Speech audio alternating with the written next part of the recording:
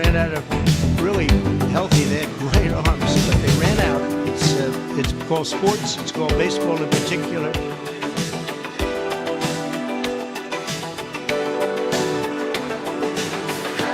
Heard that Saudi Arabia and Russia will reproduce.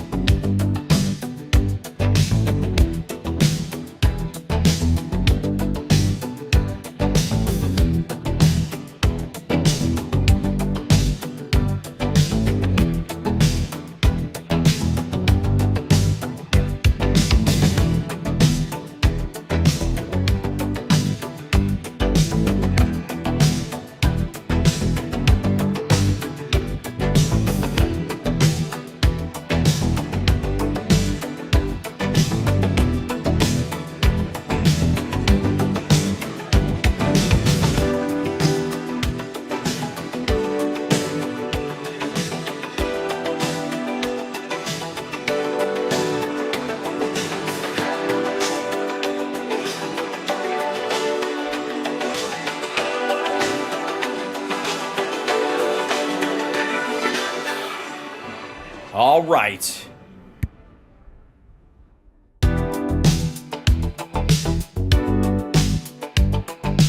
When you ran out the healthy arms, you ran out of really healthy, they had great arms, but they ran out. It's called sports, it's called baseball in particular.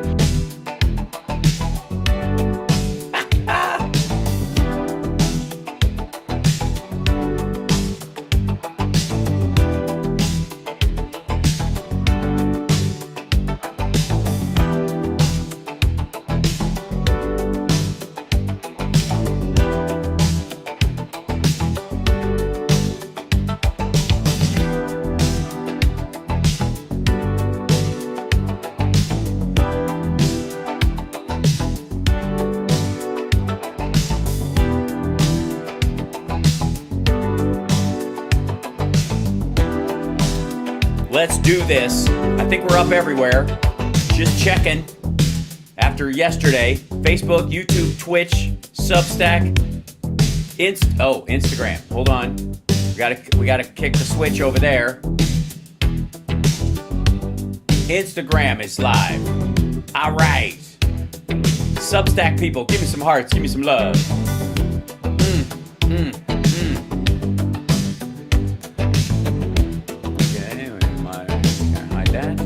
There we go. Look at the hearts flying in Substack. That's lovely. Don't forget to subscribe to the Substack, even at the free level. It's nice if you can support it, but if you can't, just join. Just, we're just doing a big numbers boost. It's all right. Look at that. Viperius Lynx and Gargoyle Pinwheel and AP Grantland 71 and what's happening over there on Instagram. Look at that. Oh, thank you, Dana. Thank you, Kelly. Here we go.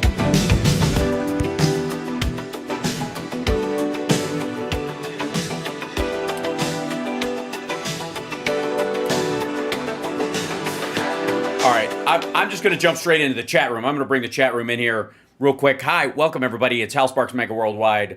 I'm your host, Hal Sparks, and I will be HalSparksing the rest of the HalSparksin evening. And let me tell you something. And well, not really all evening, because after the show tonight, I gotta quickly finish packing and then hop on a plane to Nashville, Tennessee, where I and Courtney and Don and everybody at Punchlines and Backlines have sold out our Sunday show, and we are adding a second show, ladies and gentlemen. That's right. We are adding another show because the other one is sold out and the VIPs are gone. So I just literally got off the phone and I was the final vote apparently, and I said yes, of course. They're like, but every time we do this, it ends up being a giant crowd and then 15 people, and I'm like, you don't understand. The 15 people that show up for the second show that couldn't make it to the first show, they're human beings. People aren't people because of the volume of the people sitting around them. A show is a show is a show. But, it'd be nice if everybody came to the second show too, because, I will not be repeating material. I'm actually kind of happy because we're only doing 20-minute sets that it gives me an extra slot to do a different 20. I was like, what am I going to do? I don't know. Because I kind of do music-themed material for this one, being that it's for the Rockin' Pod weekend and it's punchlines and backlines. And I was like, I always juggle it. Like, okay, I mean, some of my bits are, they are voluminous in their verbiage. They're long, and so I always get mad because I'm like, okay, that one, not this one. Now, I got early show and late show. I'm done. We're cool. I mean, I'll still have more material than time on stage because that's my rule, but still, it's gonna be great. Anyways, this weekend, Rockin' Pod. Rockin' Pod will always be Rockin' Pod to me. Good old Rockin' Pod, Tennessee. So in Nashville, Tennessee, home of the Patsy Cline Exploding Winnebago. Still a mystery what the fuck that was about. I'm going to just chalk it up to some people are cuckoo for Cocoa Puffs. Maxall, thank you so much for the support in the Super Chats from Ireland. It is my island as it is yours too as well. Well, my Irish accent. Hold on, I have a quote just for this, just for moments like these. Here it is. It's not Irish. It's not English. How are you? Well, what is my kindest for the horses, It's just pikey. So I fucking ate pikeys.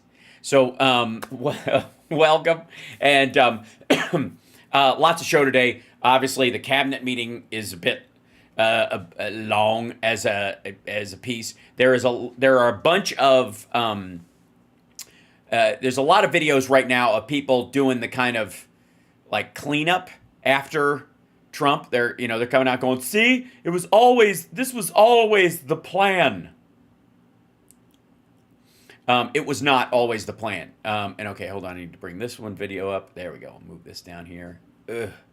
God damn. Like, you know how there's just some fucking faces that you're like, what did I do? What the fuck did I do with my life that I got to look at this asshole's face every day? I'm sure we've all had jobs like that. I've had a couple of jobs where I come to work and everything else about it is lovely, but that fucking guy or that fucking gal, like that one person where you're like, ugh. You know those folks? You know what I'm talking about. Hey, you don't have to put the name in there, but it is Craig. We get it. It's okay. And Carol. Sorry. That's just the reality of it. But you know what I'm talking about? Okay. We've all had real experiences with that, with actual human beings, favorite store, bad clerk, whatever it is. But this is a unique thing. We have a virtual version of this. Where the fuck did this guy go? Oh, did it go to the window instead of the thing? Thank God. It was like, I mean, that is bad enough. I will say, that's pretty shite, if I do say so my damn self. But I'll cop to this. Kind of, I don't know. This is him with the friggin' Dodgers before. This guy right here. Open this up, and then I go to display capture, and I got to go to here, and then we go back to here, and then it will straighten itself out. And you know exactly who I was talking about. You could just tell. It's like, and you can tell from his like nose down. It's like Shatman. This fucking dude. So apparently, when you are driven out of Congress for being rapey scummy, this is different than the White House or I suppose the Senate. There's different rules entirely. When it's the House, you just get a job at OAN. And in this segment, and I don't know how much of this shit will be able to stand, but it's kind of magic because he's got Annapolina Luna. Annapolina Luna is the thing to say when you're having a shitty day. Annapolina Luna. So she's on with Shat Gates over here. And whatever color this fucking is. What is that? What is that orange? I mean, the shirt's relatively white. The teeth are definitely, there's a filter going on there. I don't know what the fuck, like, I guess he's set adrift. With the background, Lutnick, Trump ushers in new industrial renaissance. Yes, it's all done. We don't need to talk about it anymore. The factories are already here. Shit, I have to go. I can't even do the show tonight. I have to go report to my new factory job where I have to screw in all the tiny screws for the iPhones so that they don't cost. We're volunteering now. That's how it's going to work. We're all volunteering to work at factories now to keep the prices down. I don't know if you knew that. Yeah. So, good times. Well, yeah, I guess I could do some of the show before I go. My supervisor will understand. She volunteered too, and she's always late because nobody gives a shit. But we start the evening, by the way, chat room with hello to you guys. And don't forget to hit that like, share the show out, annoy the maggot in your life by making this show up in their feed. Okay. Now, all right. And I know what you're thinking. Of course, you have to be on drugs and paid to have sex with that. Agreed. Okay. President Trump has made trade the #1 story in the world. No, he hasn't. He's made the collapse of trade and the collapse of the global economy the #1 story in the world. There was no point where that's like saying he made sharing the #1 story in the world. You know, you've got a little something, I've got a little something. We'll put our little somethings together and hopefully we don't end up with syphilis because of him. How did we get here? In a word, globalization. The promise of modern globalization was that with free trade, everyone could be an economic winner. Yes, and look at us all. None of us can afford the giant flat screen TVs of the 90s that only rap stars could have. No one can even afford a computer. And everyone only has one pair of shoes. People in the developing world could see rising wages and more Which they did. factories. Rich people in the first world could go to exotic places like Africa and throughout the global south to... Yeah, trade has nothing to do with travel, stupid. They could still do that. Jesus Christ. Who do you think the main audience for pith helmets is? Develop markets, source products, and build massive international... Wait a minute. Does this asshole think that's a cruise ship? businesses, and middle-class people in America could buy cheap products and enhance their buying power. Yeah, all that happened. All that actually happened. That's exactly what fucking happened. That's why this thing, which has the computing power of 9 refrigerator-sized computers from the 80s, fits in your pocket. Yes, that is exactly what did happen because of jubilization, which I think is what they mean when they say globalization. And all of that could happen with the world trading amongst one another and fewer wars, more peace through interconnectivity. Interconnectivity. Your customers is typically not done. It's an appealing pitch. It just didn't work out that way. Yeah, it did. We didn't actually have a war with China. You know that, right? And we don't trade with Russia. It's kind of... As President Trump has considered... Wait a minute. He doesn't think these are cruise ships. Does he think these are warships? ...pointed out his entire adult life. I think people are tired of seeing the United States ripped off. The fact is that you don't have free trade. We think of it as free trade, but you right now don't have free trade. No, we don't think of it as free trade. It was never free trade. It's not free trade. Even now, you're talking about fair trade. Free trade means zero tariffs, no limitations. Price for price sake, stupid. Nobody ever thought, oh, shit, I thought we had free trade until Donald Trump told me. We didn't. You know how you know? You know how I know? Ask a free trader. They'll and then 9 fucking beers later, maybe they'll fall off their stool because they're so drunk and angry that they'll just kind of pass out in front of you tired. Like they'll lose all their breath from yammering about how we coulda. Let Japan come in and dump everything right into our markets and everything. Japan did not come in and dump everything in our markets. They didn't. It's not free trade. If you ever go to Japan right now and try to sell something, forget about it, Oprah. Just forget about it. They are beating the hell Yeah, but they're, of this country. Kuwait, they live like kings. The poorest person in Kuwait, they live like kings. And yet they're not paying. We make it possible. For the record, the poorest person in Kuwait does not live like a king. I'm just saying. As a matter of fact, they have slaves. For them to sell their oil. Why aren't they paying us 25% of what they're making? It's a joke. They are ripping us like we've never been ripped before. If you look at... I'm sorry, are you talking about sex with Putin? And if you look at China, where we lose $100 billion a year with China. We don't lose $100 billion a year from China unless you think a store loses, $1 billion a year to their wholesaler. NAFTA has ripped the heart out of this country, signed by Bill Clinton. It has been probably the worst trade deal, the worst economic trade deal ever signed by any country anywhere in the world. They laugh. Also, by the way, for the record, until this is, I think he said that before USMCA, which absolutely sucks worse. Behind our backs, they laugh at us because of our own stupidity. No, they're laughing at just you. You do realize when people laugh at you behind your back, it doesn't involve the rest of us.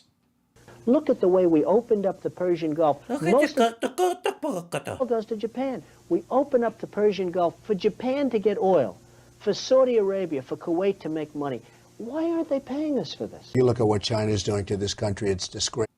Because they trade in the dollar, and that gives us a greater strength than some sort of like penny ante protection racket bullshit. That's why. Doing how? Well, they're making all our products. We're not manufacturing anything. They're making all our products. Well, they're selling it to us, the and then they're American loaning us the money. Employers cheaper labor, right? Hey, excuse me. They take our money, and then they loan it back to us. Europe has been very, very... By the way, China has never had more than 8% of our national debt. The vast majority of our national debt is us stealing from Social Security. So fuck this guy and fuck everybody who keeps talking about China and the amount of debt. They buy treasuries just like everybody else does. As Europe has taken our leaders for a ride. They don't take our cars. They don't take our food products. They don't take anything. This is They take a lot of things. not sustainable. The United States can't lose $1.9 trillion on trade. We don't. We just buy more shit than they do because we have more money than they do.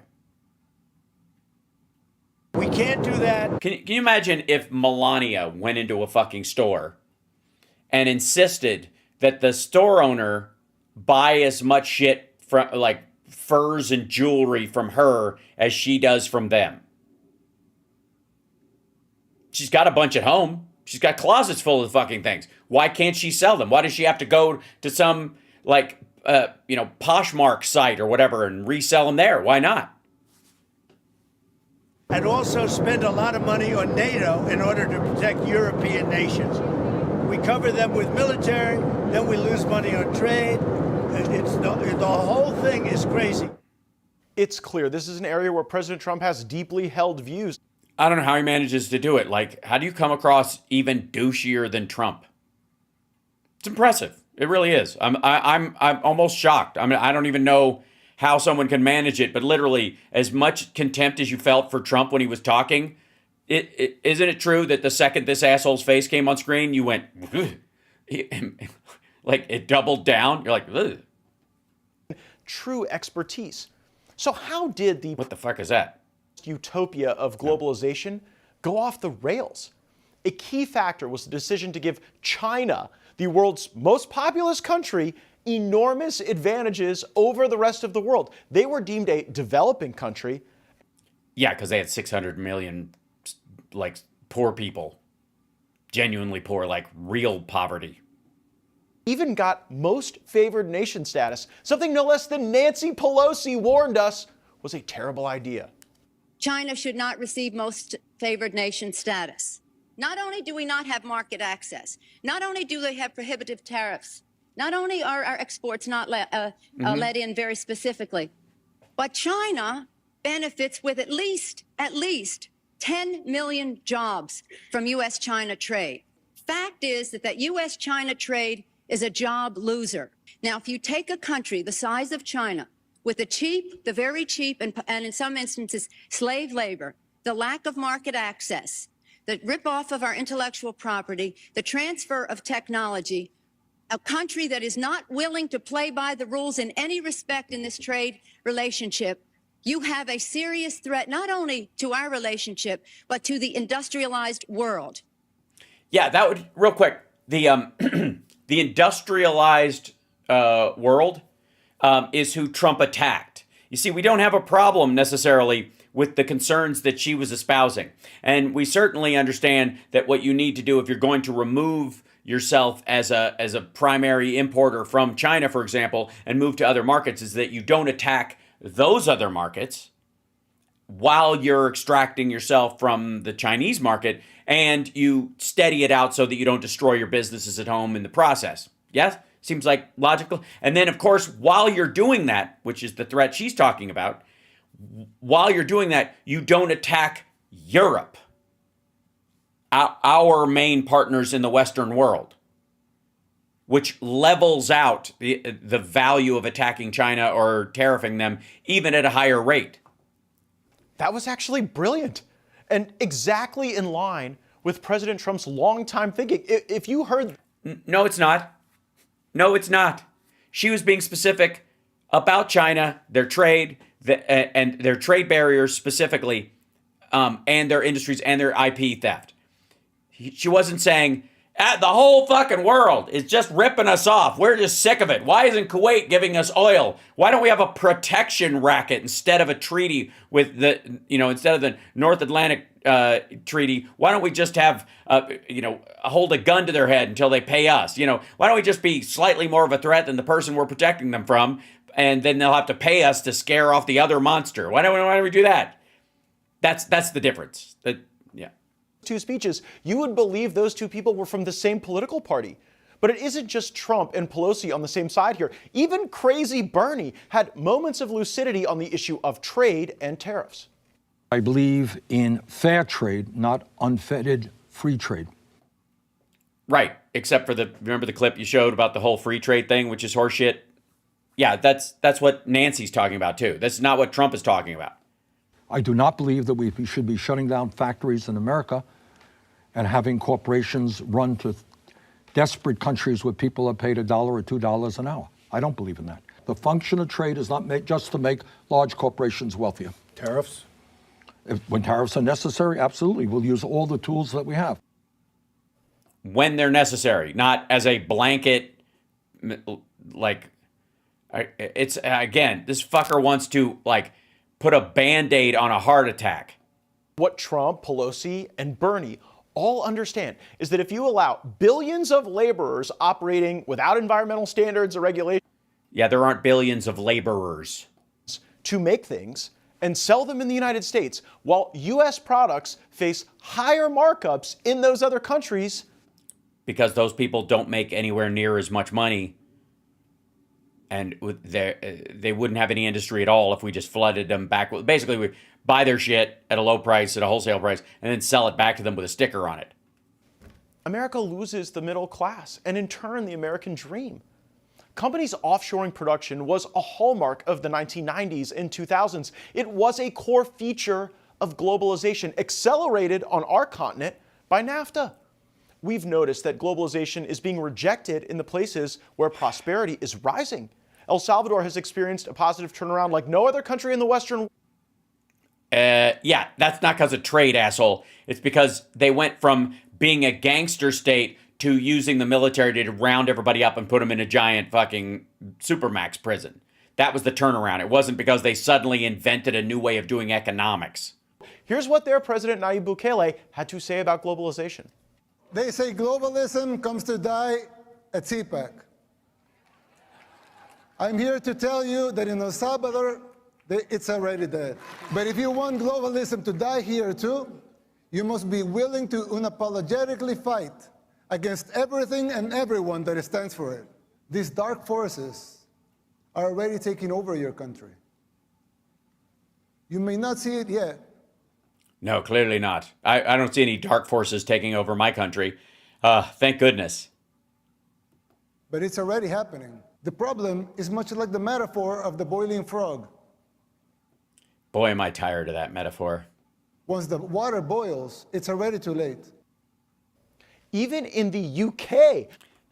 Real quick, if may I just 1 second, dipshit. Let's see.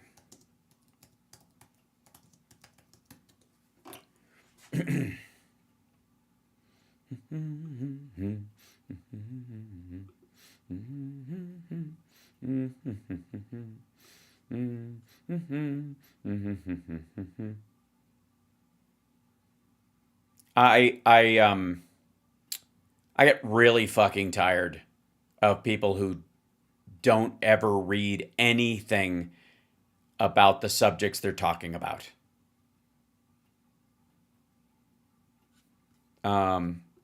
This is, let's see, that's November of last year, by the way. Here's Voice of America, which Trump is trying to shut down. Rubio in El Salvador to push U.S. migration crackdown, counter China's growing influence. What was that shit about globalists? What's more globalist than just letting China take over production of everything in your country? Isn't that the very definition of it? Isn't that what or is it really just Israel and parts of Europe? When they do it, then it's globalism. The ones that maybe have Jews in them? Is that fucking hell? This is, I think, after that meeting. China and El Salvador hold first joint trade and economic committee meeting seeking to advance FTA negotiations. Fair trade, or free trade agreement. Their free trade agreement. Not fair trade, just free. China and El Salvador had their inaugural joint trade and economic committee meeting in San Salvador, the capital of El Salvador, on Tuesday, with both sides expressing a shared commitment to accelerating bilateral free trade agreement negotiations. What was the FTA in NAFTA? Does anybody remember? Does anybody fucking remember what the FTA part of NAFTA was? What the FTA stood for? If you guessed free trade agreement, ladies and gentlemen, you win. All right. Fucking hell. Yes, tell us again how El Salvador is trying to close down the globalists by whatever. Jesus. Ruling leftist Labor Party is willing to surrender the argument that globalization has failed. Prime Minister Keir Starmer acknowledged that Trump's tariffs are both popular and dispositive as the obituary for globalization. Commerce Secretary... UK Prime... Yeah, these assholes just went through Brexit. And their ego got creased, and so they can't admit that that they made a mistake. Lutnick, a friend of mine, and the guy the Showtime series Billions was kind of based on, makes an interesting pitch. That makes sense, because it's all about douchebags. Yeah. Versus this trend. It goes like this. American robots are cheaper than cheap humans overseas. Right. So how the fuck are you going to bring jobs back to America that way? All you're doing is getting rid of jobs in China. You are not creating jobs here. That's what automation does. Automation and robots do not move jobs from one place to another. They eliminate them entirely. Now, if your point is China has been unfair and they've been attacking the rest of the world. They're doing all kinds of sketchy shit. And we can't afford, the way they can suppress labor and they can use slave labor and stuff. And we're not about to do that. So fuck them. We're gonna automate everything in the United States so that we can put down their production. We'll be the factory of the world, but it'll all be robots doing the work because fuck China. If that was your point, then just fucking say so. But, well, you'll see. He talks about this. He throws in this, I wonder if this is the screws. Why should U.S. policy basically suggest that you can find the cheapest labor in the world with the worst labor conditions? Let's go build there because it's really cheap and we'll sell it to the great American economy. How about we build it here? We use robotics here. It's cheaper than cheap labor overseas. The Renaissance will be the greatest factories in the world. High tech people. What are the jobs Americans are going to have? We are going to have mechanics who fix robotics. We're going to have engineers and electricians who work on these great high-tech factories. That's just... Also, how many of them? 4? For real. I've been talking about this since I started doing Friday AI, and I'm telling you, we are on this trajectory. Period. End of fucking story. This is the way we are headed. But again, if you're saying you're going to do it to benefit the American worker, just shut the fuck up, because you're not. You might. The only argument is it'll be workless abundance in the United States. We're getting rid of, people won't have to do much of a job at all to meet their needs because we're going to have robots growing the food, robots processing the food, and robots stocking the food, and robots selling the food. So it'll be basically free. There'll be like a little fee people pay for the materials and the fucking fertilizer until we figure out a way to, make robot that as well. Robot shit till the robots start shitting, and then one day, sweat, bad breath, everything. So there is no you're not going to create jobs here with this, and even if you create robot repairmen, engineers who are going to design them, that number is just going to get smaller and smaller and smaller. Yes, robots delivering the food, smarty pants, exactly. Robots eating the food. Well, they'll chew for us. Wait till we have masticating robots. What were you thinking? Visionary from Howard Lutnick. For this to work, though, the things that American workers and even American robots make have to face fair conditions when sold in foreign markets. Why? Well, why? Honest to God, let's just start there. Why? If a robot makes it, it doesn't fucking cost you anything. If the cost of labor goes to zero and the cost of resources in a lot of cases, except the ones we need to get from other countries because we don't have enough of it in our own country, if that goes to next to nothing because they are mined and extracted by robots as well, who gives a fuck if you sell them anywhere else? Why wouldn't the robots just make just enough for our people? Right? Why? Who gives a shit if you're selling to the rest of the world? What's the profit margin on that? And what the fuck makes you think the Europeans aren't going to have robots too? You think that the Middle East isn't going to be overrun with these fucking things in 6 years? Yeah, that's right, Frida. So roughly 450 jobs created by the Trump administration this cycle. They're going to be burning fucking jobs as fast as they can. Suffer functional tariffs enacted by other countries that widen trade deficits. Who cares? Again, what the fuck? What?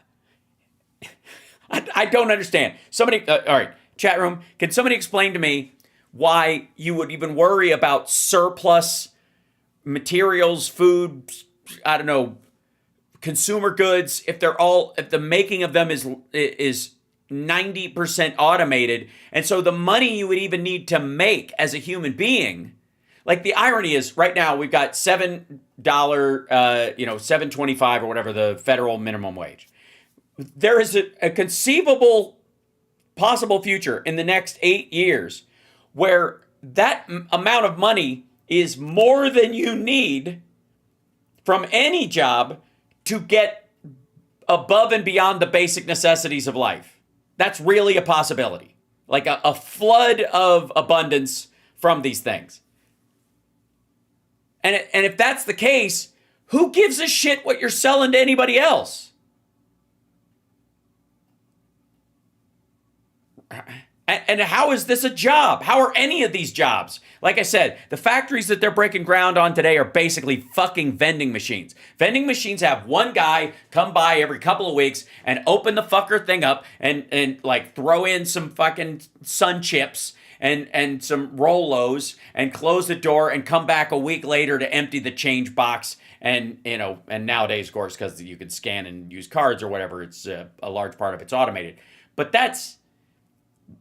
tell me the difference between that and like the car factory I showed you guys in Mexico. For the modern era, other presidents knew this. One of them even got his mountain back. President William McKinley built his political identity on the principle of protectionism. Prior to his presidency, he authored the McKinley Tariff of 1890, which raised tariffs to nearly 50%, one of the highest rates in U.S. history. As president, right, and again, this is the balance. This is the lie here. I'm getting annoyed now. Free trade is not the option. Fair trade and real tariffs are, you know, for certain things, and then trade agreements are the middle ground between the hell of both of these. The idea that it's like, wee-hoo! Oh no! Like does anybody look at like this as scientific? Tariff reform, prosperity, happiness, free trade, unemployment, misery. Look on this picture and on that. Look on this picture and on that. Fucking hell. Continue to advocate for high tariffs through American manufacturing nurturing as an economic policy. He did this to reduce dependency on foreign goods. Yeah, and to do it, they had to have children working 24 hours a day in those factories.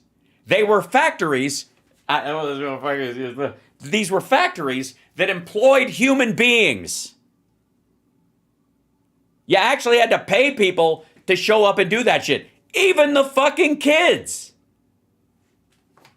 McKinley's economic philosophy was rooted in a belief that protective tariffs would lead to higher wages for American workers by limiting competition from cheaper foreign labor and goods. Sounds a lot like what Bernie was saying. McKinley argued that economic... No, because he didn't have income tax at that point, and that this was the only way they were pulling in taxes from around the world. And because of World War I, and you could argue that a lesson unlearned from the War of 1812, that when you run your country off of tariffs, an embargo can fuck you into a cocked hat. Self-sufficiency would strengthen national unity Jesus. And industrial strength. The Dingley Tariff of 1897, enacted under McKinley's tenure as president, raised tariffs even further and became the cornerstone of his administration's trade policy. Cheap goods make cheap men, McKinley famously said. McKinley's message resonated with the industrial North and helped consolidate support among manufacturers and laborers alike. Yeah. You do realize this was before phones, right? You do realize that this was a system of trade. I mean, at this point, why don't you just tell us all about wampum and when the gold standard meets using fucking seashells as currency? At the end of his presidency, McKinley began to embrace reciprocal trade agreements, though he was assassinated in 1901 before this vision could be fully executed according to plan. But the McKinley example shows that if done correctly, the final chapter of the McKinley-Trump tariff strategy is actually... It's now the McKinley-Trump tariff strategy. Hey, real quick, can we just make sure that this motherfucker doesn't go back to, like, leeching as an example of, like, we didn't have nearly as much autism when we used leeches to cure everything? Coincidence? I think not. Trade with lower barriers and a free flow of goods. Decades later, President Calvin Coolidge presided over the economic boom of the 1920s. It's what we called the Roaring Twenties. Yeah, but that was largely because of cocaine and anal sex. And high tariffs were a core component of this success. My, look at all those flappers over there. Those are the shortest skirts I've ever seen in my adult life. My goodness, if I didn't know better, I'd think they were wearing their undergarments while they're around. Ooh, they're kicking their legs up high. I'm getting a strange feeling down in my nether regions. Pardon me while I go have a lay down in an opium slurpee from the phosphate counter.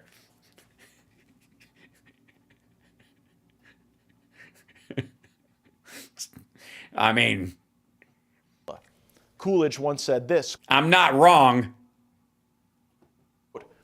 Our only defense against the cheap production, low wages, and low standard of living which exists abroad is robots. That's right. Gentlemen, large steel monstrosities created by the wisest among us who... Oh, where's my fucking hat? I put my hat down. I'm staring at you right now, and I understand that I look like Ozembic Randy Quaid right now. But you have to understand that to push back against the cheap foreign labor and the slave labor overseas, we're going to need robots. Big, strong robots with pincers for arms, perhaps laser beam eyes. I saw a film reel about it. I couldn't tell if it was fictional or educational because they all look alike to me. And our only method of maintaining our own standard is through a protective tariff. In current times, neoliberal American leaders, who Trump has called stupid, argued that our economy should accept goods without tariffs from the third world. And even Yeah, no, they didn't. China, because it would help them. And in fact, it did help them. Well, okay, so they were right. After all, as the argument goes, we are a rich nation, so we can afford to take it on the chin, even if it means creating a new class of Chinese millionaires. Hold on. Foolishness. First, Coolidge had a response for this argument. First of all, fuck off. Secondly, you're not allowed to say take it on the chin. It's gross. Thirdly, should I? No. Not yet. It's too early in the show, isn't it?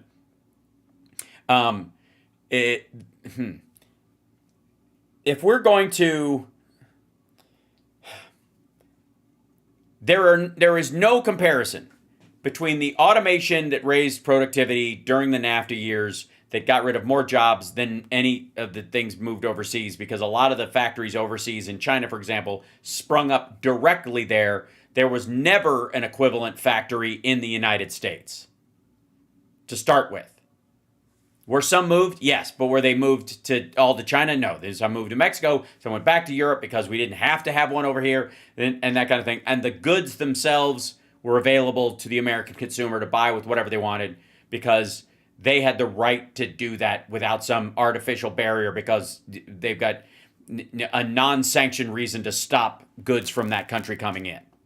As well, quote, I do not propose to barter away for the privilege of trade any of the cherished rights of humanity. What the fuck are you talking about? You don't have to move to China to get shit from there, dummy. It's kind of the point. Right? We get to have all the shit they make in China, and we don't have to live like that. I never didn't really wrap that around your little fucking noggin there, dummy. This doesn't mean that other countries have to lose just because America is done surrendering. If America does well, the number one customer in the world does well. That means all of our partners will do better too. And Coolidge... Well, if we're the number one customer, we're going to have a trade deficit. Can we just flatten that talking point out while we're at it right now? Because I hear it all over the place. I hear it from this dipshit. Heard it from fucking Besant, chucklehead nutlick, from Navarro, Trump himself. We're the number one customer of the world. Well, guess what, motherfucker? That's because we buy more than we sell. That's what a customer fucking does. And if the only way you can solve that is to lower how much shit we buy to the point where we're not the customer of the world, what do you think's going to happen? They're going to find other customers and just spread it out all over. We'll just disengage from globalism and it'll just happen around us. The fact that we're the customer of the world, we have the biggest consumer base, is exactly why we have a trade deficit. That's what it is. That's That's the reasoning behind the trade deficit. That's why it exists. That's the basis of it. Shut the fuck up. This right as well. When other countries complained about our tariffs in the Roaring '20s, he had this to offer. Quote,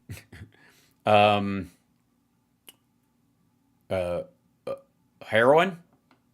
Instead of being disturbed at the tariff, foreign nations should know that our general imports will be large so long as our business is good. Awesome. Was there a banjo playing in the background? McKinley, Coolidge, Trump, they Hoover, Taft, Garfield, understood that we have Opie. to put our people first.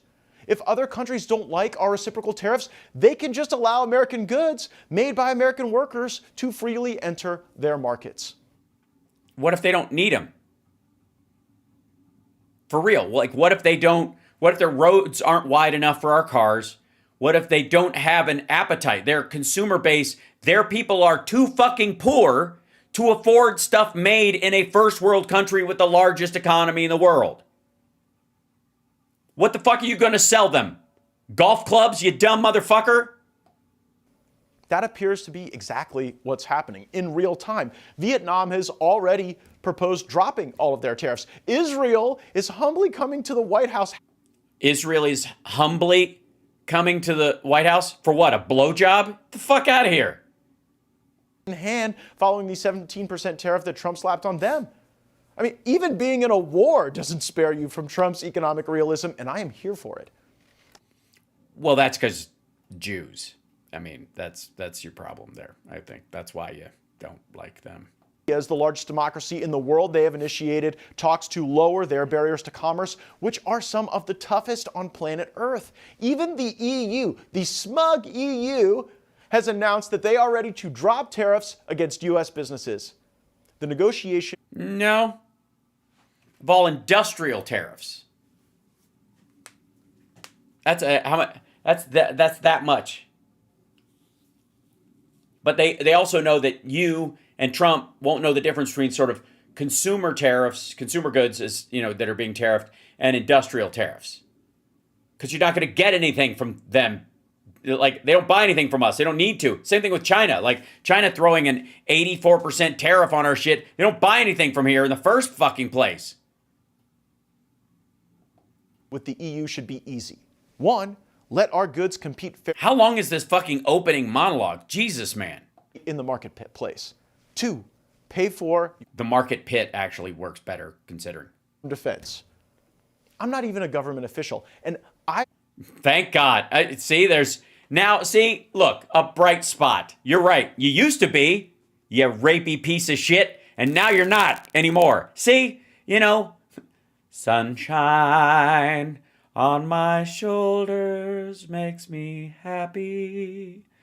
Sunshine in my eyes just makes me blind. All right. Had dozens of calls from around the world asking if I can facilitate a meeting with the White House. And you know what people say when they call? I am a terrorist. Oh, our country, we want to buy more. Hey, rapey McFivehead. You still got Trump on speed dial? I don't know how to say that in a bunch of different languages, but I should probably learn. American liquefied natural gas. We'll purchase more U.S. foodstuffs. We'll use the United States for our services, for our IT infrastructure. Oh, will they? Yeah. Oh, yeah. Oh, sorry. Countries are calling you, offering to broker a deal. You. Are these the rapey McFivehead Accords? Is that what we're looking for? The global economy is going to look vastly different than it does today. Yeah, it's going to go down. It's going to slow. It's going to enter a recession. To 8 months at most. And that reset is going to be widely beneficial to U.S. workers, U.S. businesses, and yes, U.S. investors. Trump does not want... No. And again, this is just fucking spackle. That language is just spackle. I mean, they're basically like walking up to holes in the wall and going, fuck, that was some party. crash the stock market. Any suggestion to the like is nonsense. It's gone down 14% this year already. But he isn't willing to make the working men and women of this country a sacrificial offering to the stock market, like our other leaders have been willing to. Sorry, again, how many fucking robot repairmen do you think they're going to need? And why the fuck don't you think robots can repair themselves? If they can do the job, they can get the job. And if they can get the job, they can do the job. Hold on. I know he. Whoops, hold on. Why is that not? I know he. Why is that not playing the whole thing? Hold on. I have to edit this. What do I do? Edit.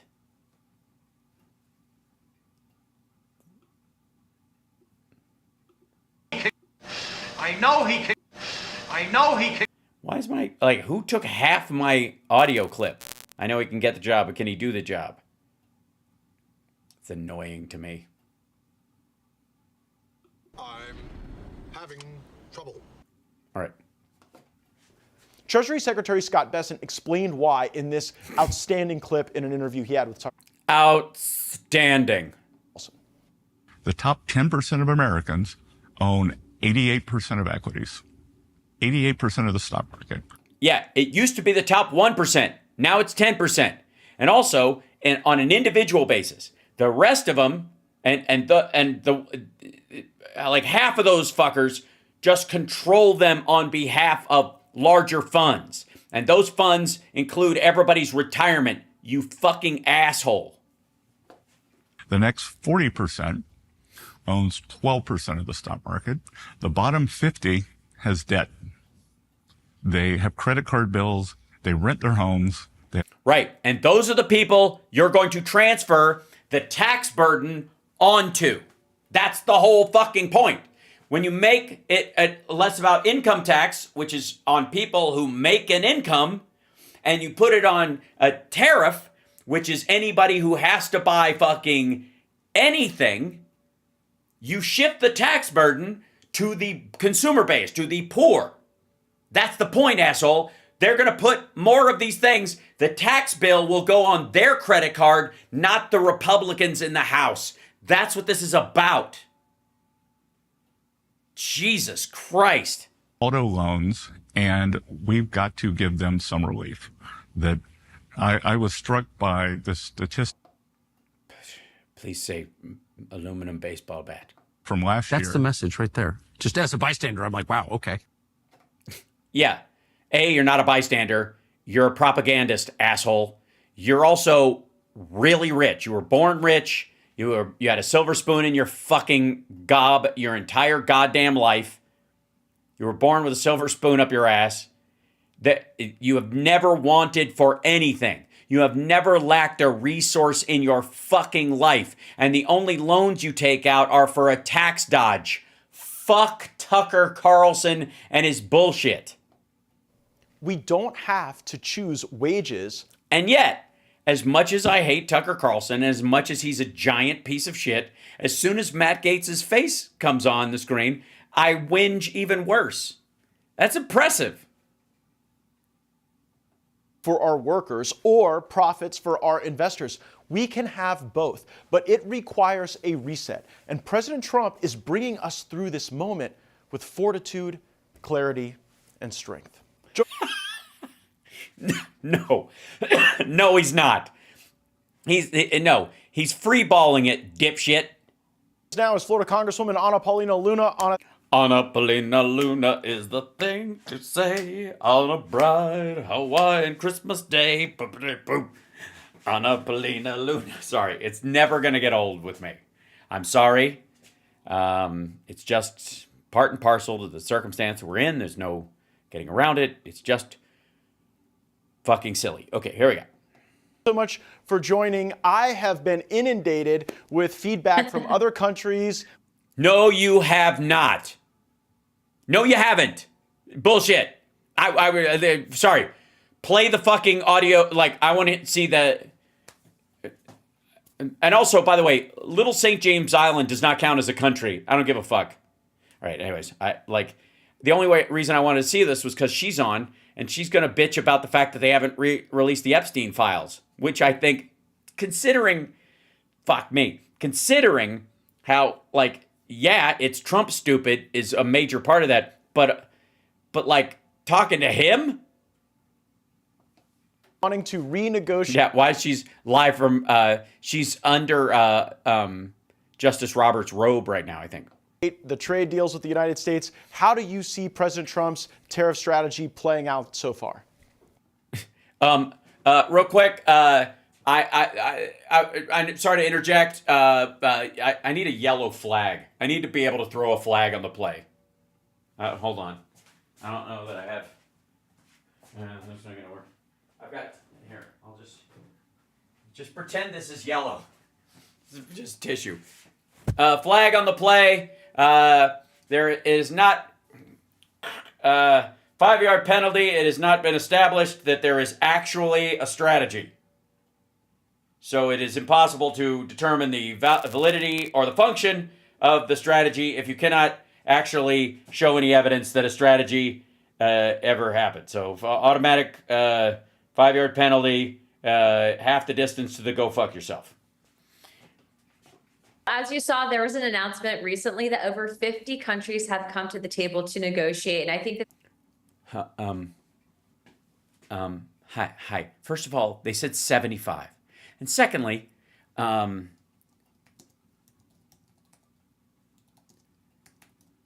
it's, and this is so them. Hold on.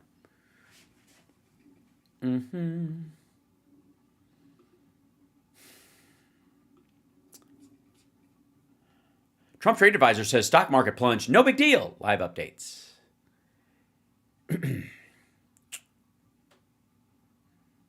is this? White House accused Democrats of playing partisan games. Trump opposed to them and be cool. Trade. Susie Wiles. Where is it? Asking whether stock market purchase. Yeah.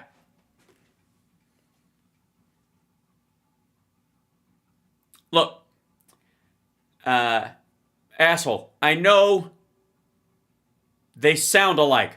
If you're at a cocktail party, somebody says 50, you might hear 15. If you hear 15, you might say 15, you might hear 50. I get it. You just said 50.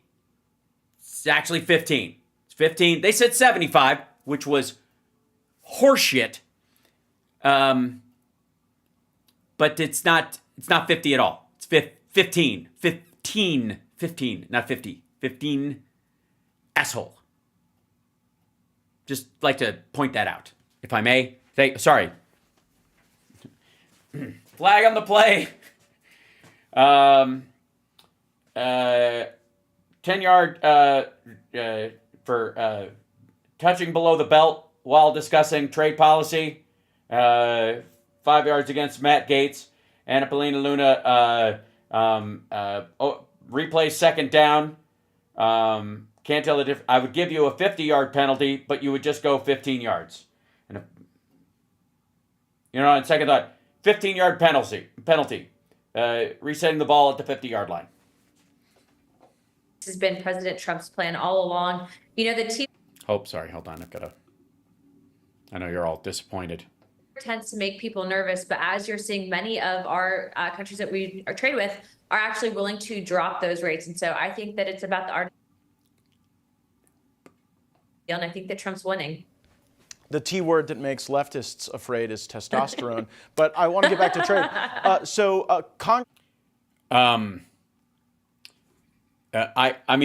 There's another phrase that you don't like, which is, of course, teabag, which if I ever see you, it'll be the last thing you see before slipping into unconsciousness. And Don Bacon, one of our fellow Republicans. That was not a threat. That was comedy. I'm just saying for the record. What an asshole. Says he's going to introduce legislation to limit President Trump's authority to be able to apply these tariffs. Will you be supporting that legislation? No. I actually applaud the speaker for coming out and saying that he is going to give President Trump the runway that he needs in order to. Considering how the FAA is doing, I don't know that that's the analogy I would use, really. His job. And I think that right now, a lot of people obviously hearing from some of these activist groups in their districts are getting nervous. But what I will tell you is if you're looking what's happening long term and how to really. Oh, by the way, Tomorrow activist night, groups. but Sorry. Activist groups, she means the AARP, apparently. Setting the American economy long term for the better. I think it'll have generational impacts. I would just tell people to trust the process and that this will all work out. And as you're seeing, again, 50 countries have come to the table to negotiate. So I'm hopeful. Yeah, I think the last chapter in this book, 15. is actually we have a lot more fair trade and a lot more free trade going on. You can't have both. In a lot more marketplaces. I also want to ask you about some of the legal wranglings we've seen around the El Salvador deportations. Judge Bosberg is saying that he may hold administration officials in contempt if they don't return gang members from Sakat prison back to the United States. If that happens, do you think that there'll be efforts to go after the judiciary for overstepping their bounds? Most certainly, Representative Biggs is currently working on a piece of legislation that would actually enable Congress to remove them based on not fulfilling their moral obligations and duties and basically poor behavior. But what moral obligations. I know it's hard to say that word around Matt Gaetz. It's kind of like your own tongue will beat your teeth out. But also tell you, Matt, is that I think that Congress needs to be very aggressive in how we treat these people. Look, if these judges aren't advocating for American citizens, they are advocating for illegals that did very bad things, are violent criminals, and were here not rightfully in the first place. And so what I would tell you is obviously we support what President Trump is, get these people out of our country. Frankly, the fact that we even have to pay to relocate them is a whole nother issue. But I think ultimately what President Trump has done with the border and then also to what we're... Sorry, is that because you actually believe that bullshit that Trump says that these countries sent them here? If you want them gone, you got to get rid of them. That's how all of this works. Stupid. Like, hold on. Yeah. Right. If they're who's going to do it? Fucking France? Now in reconciliation with ensuring that funds are given to people like the Border Czar Holman in order to ensure that these illegal... I'm sorry, why would he need funding? I thought the president could just shut down the border and it doesn't cost anything. Right? Wasn't that it? Weren't you guys mocking Biden for saying he needed legislation to shut the border? What do you need money for? Why do you need an allocation of funds set by Congress in law to shut the border? I thought you could just declare an emergency forever. Are basically kept away from the American people. I think that that's the right thing to do. Let's get to that budget reconciliation discussion. We have seen Speaker John. I don't care. You're assholes. Let me. I want to hear what she says about the Epstein thing because I'm getting really irritated. Hold on. I probably turn on.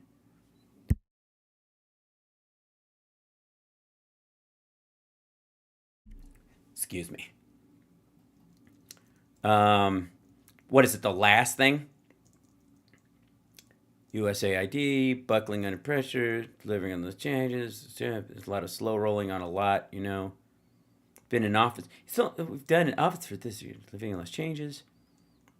I'm looking to do exactly what I set out to do. I want to cover the JFK. There we go. Okay. So I want to cover the JFK and other shit. On bringing transparency to just where do you think we stand right now and where is the... I'm fairly certain you're broadcasting from that weird brick-sized building, like religious building on Little St. James Island, aren't you, Matt? Force that you're leading going next. Yeah, so we just had an incredible investigation and hearing on JFK. As you saw, not only did we find... Sorry, I dozed off for a minute. What? Evidence that the CIA was lying to Congress, but also Oliver Stone testified, obviously, to the NBC. Oh my fucking God. Fuck Oliver Stone and his bullshit. Bullshit! And then also that he had witnesses that would be willing to tell Congress that they did not see Lee Harvey Oswald actually at the book depository, which is wild because that blows open the whole theory that the Warren Commission put forward that Lee Harvey. No, it doesn't. It contradicts it. So did the movie, stupid. Oswald was a lone shooter. We also saw that. No, it doesn't, because the idea that he was the lone shooter being the thing is not that there were other people there and there was a second and a third gunman on the grassy knoll. It's that he wasn't there at all. And how do you see that someone isn't there? And also, how can you see? All right, first of all, these people were in the room where the shots were fired then, and we're supposed to trust them. It's the book suppository. CIA denied the lone gunman theory, and there's so much information that actually begs to question why was the CIA holding back evidence. I think that in itself will explain to sources and methods, and to protect, especially during the Cold War, double agents that they had working both in the mob and with the Soviets, so they don't get killed, so we can keep getting information. I don't know, just spitballing. People why, but moving forward, it's not just the By the way, that's easy. I just did that and didn't take any effort at all. JFK declassification. I mean, even just a few days ago, there were 700 more pages of documents uploaded to the National Archives. We're also working with the. Yes, they're very exciting. Some of them even in triplicate. Archives. She melting in her chair. She's like, I'm studying everything I can about the Epstein files. And Matt, is there? Sorry, do all the chairs on your show, when women sit on them, make them kneel? Stuff on UAPs, and so I'm tracking those documents. But the one thing I've been very frustrated with, Matt, is that I have tried very hard to obtain the Jeffrey Epstein files. Huh? Why in the world would Trump withhold that shit? I can't imagine. I have been contacting the Department of Justice. I've even chased down the FBI, and I keep getting the same. You've chased the whole FBI. All right. Well, you must be exhausted. So Kash Patel is avoiding your phone calls? Weird. We are reviewing documents. I don't believe that the process has been as good as the JFK rollout and the MLK and the RFK rollout will be. And so. Will be? Sorry. So they suck too? They just suck quicker? Sorry. Continue to put pressure on the DOJ to release that information. Look, there's bad people that haven't been charged for doing really horrible things with. I agree. I don't know if you're aware of the irony, but I hope one day you are, for the sake of your children. So you're telling me there are terrible people who've done terrible things to underage girls, to children, and they have gone unpunished for it. You don't fucking say. Hey, tell me more. People. And frankly, has the DOJ given you any timeline on that, Anna? Yeah, just so I know, and could you give me a heads up if they seem close to anything? No. In fact, I haven't really gotten any communication from the DOJ. And frankly, Matt, what's also been frustrating is I actually sent. I don't know, why would that be though? Who? Pam Bondi. Now she's from Florida. Epstein's from Florida. Costa was from Florida. And there was one other person that's currently in the government that was really good friends with Jeffrey Epstein. It's a rough one. I can't. Inquiry following up with the DOJ on if they're going to prosecute the referrals for those sanctuary city mayors, and they said that they received. Sorry, was someone providing sanctuary for Jeffrey Epstein besides Donald Trump? Of our letter, but didn't respond. Congresswoman Anna Paulina Luna of Florida. Anna Paulina Luna is the thing to say on a bright Hawaiian Christmas day. Anna Paulina Luna. Sorry, it's just. It's euphonic, I think is the phrase. And if you don't know what that means, it's nice to have maggots here visiting. Don't forget to hit that like. It annoys. You'll thank me later if you're a maggot, but also if you're watching the show and you're like, hey, this is HalSparks Megaworldwide. I've heard about this guy. he seems awesome. I feel like I can hit the like and trust that I will still feel that way later. You can always undo it, I think. Now, before we get too in here, okay. Yeah, so Trump had this fucking cabinet meeting. We'll skip around a little bit because I don't know how much of it we can. Oh, shit, I almost forgot. I'm sorry. Hold on. Wait. So, hold on. There we go. Okay. Whew. That was, I don't know. Like, I wasn't even expecting it that fast. I was totally caught off guard. By the way, he looks great. Well rested. He doesn't look like a nut sack with like the back when Ken dolls had real hair on them. If you had an original one and your sister had an affliction where she just plucked things and she like ruined it. He doesn't look at all like that. All right. This is his cabinet meeting where he said he thinks we're in very good shape. Now, when the king of hyperbole says very good, we're fucked. As somebody said on one of these shows, and by the way, I do think it's kind of what he should do is sell, and maybe I'll sell them and just make a bunch of money. Or you know how Trump has sold the golden sneakers? After his fucking tariff shit, he ought to sell golden flip-flops. So anyways, he has a fucking cabinet meeting as a way of drawing attention away from how much he shit the bed. As you know, without a lot of money being added, this is a lot of money that we could add, the country is making approximately $2 billion a day. Wow. Holy shit. Wait a minute. America is making $2 billion a day? Oh, shit. That's crazy. How much have we lost since last Thursday? 11 trillion. But hey, if we start now, 2 billion things with it, we should be able to make up that money and replace it all by 2056. If we can find a good loan shark. And when you think of it, we've never done that before. Yes, we have. We've obviously made more than $2 billion a day in tariffs in the existence of the country. What are you talking about? Come close to it. And the number is probably $3.5 billion a day. Why? Because 2 sounds like shit? Like as you're saying it, because it's the real number, you're like, ugh, that doesn't sound... It sounds like fucking weak sauce. Okay, oh, sorry. How much money did the U.S. take in tariffs in 2023? Let's go there. In 2023, we took in $80 billion. A mere drop in the bucket compared to almost $2.2 trillion in individual income tax revenue.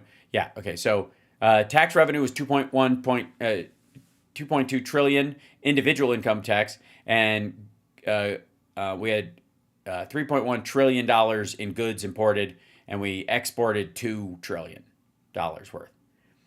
This is 2023. 2024, CBP collected $80 billion in tariff money, nearly as much as their Treasury colleagues got from all the taxes on inheritance, gasoline, liquor, and tobacco put together. Well, here's a good idea. How about this? How about we fuck this tariff nonsense, and we do an inheritance tax, and a gasoline tax, and a liquor tax, and a tobacco tax. Maybe we're going to have and then we could fund the Green New Scam. And that makes us a very strong country. No, it doesn't. But we have Scott here and Howard and some of the people that are working on deals. And the biggest problem they have is they don't have enough time in the day. Everybody wants to come and make a deal. No, they don't. And by the way, if 75 countries, which we now know, is 15, but they're telling people 50, if you don't have enough time to make in 90 days to make deals with 15 countries, what the fuck makes you think you're going to be able to do 80 countries in 90 days? Bespoke. With a lot of different countries. handcrafted, individually Etsy'd fucking trade deals with everybody, with specific minute details to everybody, with only the finest frogs, dew-picked and flown in fresh from Iraq. It's all going to work out very well. I think it's going to work out really very well. Oh, great. Okay, well, shit. Okay, we're good. He thinks it's going to work out very well. Well, if that's what you think, huh? Why don't you give me a fucking chocolate donut and a cup of coffee while you're thinking? But we're make sure the chocolate donut has little sprinkles on top. Shape. There's no inflation. Anybody know what movie that is? Anybody know? I feel like I have to gussy this bullshit up. Yeah, what's that movie? You'll know. Somebody's going to say it. Somebody's going to do it. What are you doing? Thinking. There it is, Karen. Karen got it. Well done. The Fugitive. That's right. I don't bargain. Little inflation, and I went 4 years without. I didn't kill my wife. I don't care. It's one of the greatest exchanges in fucking action movie history. Inflation, and I took in hundreds of billions of dollars from China and others, taxes in China. Oh, taxes. So tariffs are taxes. Hey, look, progress. But we took in hundreds of billions of dollars a year from China, and we had no inflation, essentially. Essentially. We had 2.7%, which is over the 2% target, but whatever. So, and of course, he had disinflation caused by COVID, so that brought the number over the course of the 4 years down. And he's like, I didn't have any inflation. Yes, you had a fucking financial collapse, stupid. We think we're in very good shape. Bush technically didn't have inflation. 8 years.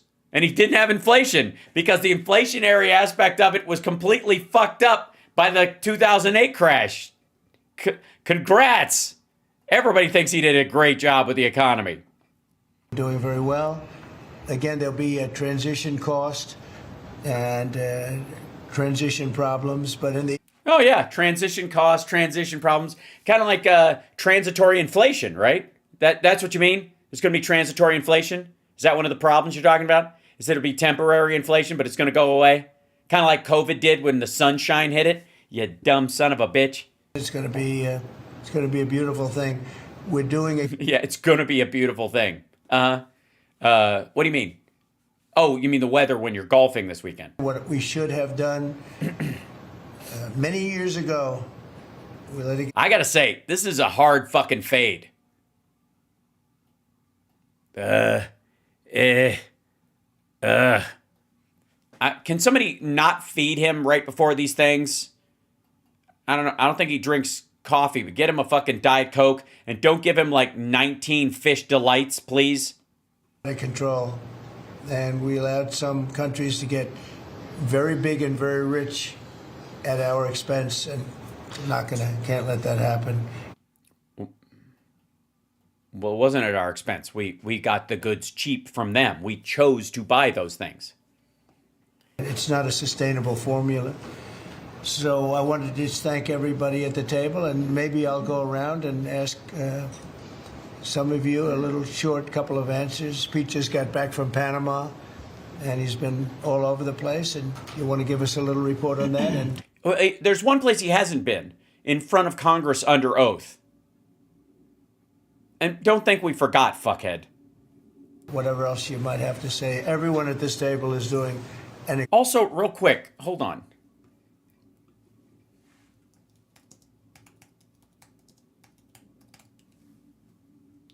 Pete Hegseth is 6 feet tall. Is Trump, like, just sinking in his fucking chair? Because he and Rubio are the same height. Incredible job, by the way, I have to say. Incredible. And the relationships are, it's like they're friends. There's really, the relationships are very strong, really good, really strong. And these meetings are very good. And I think, having... Yeah, this one's going awesome already. Yeah, I can tell it's the dynamism. I don't believe there's any other president that allowed the press to come into a meeting such as this. What? They all did. What the fuck are you talking about? These are very sacred meetings. These are very private meetings. No, they're not. These are ass-kissing fests. But we have nothing to hide. And I think...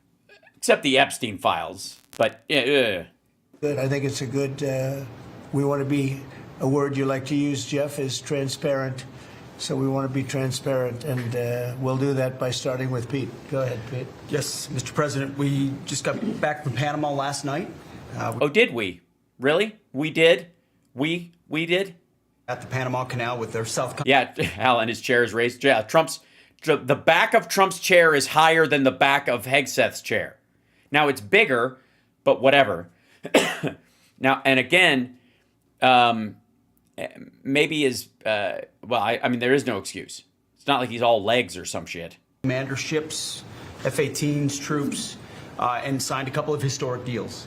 One which is with the Panama Canal Authority, a framework for U.S. vessels, first and free through the Panama Canal. Right. And then also a memorandum of understanding with their... First and free.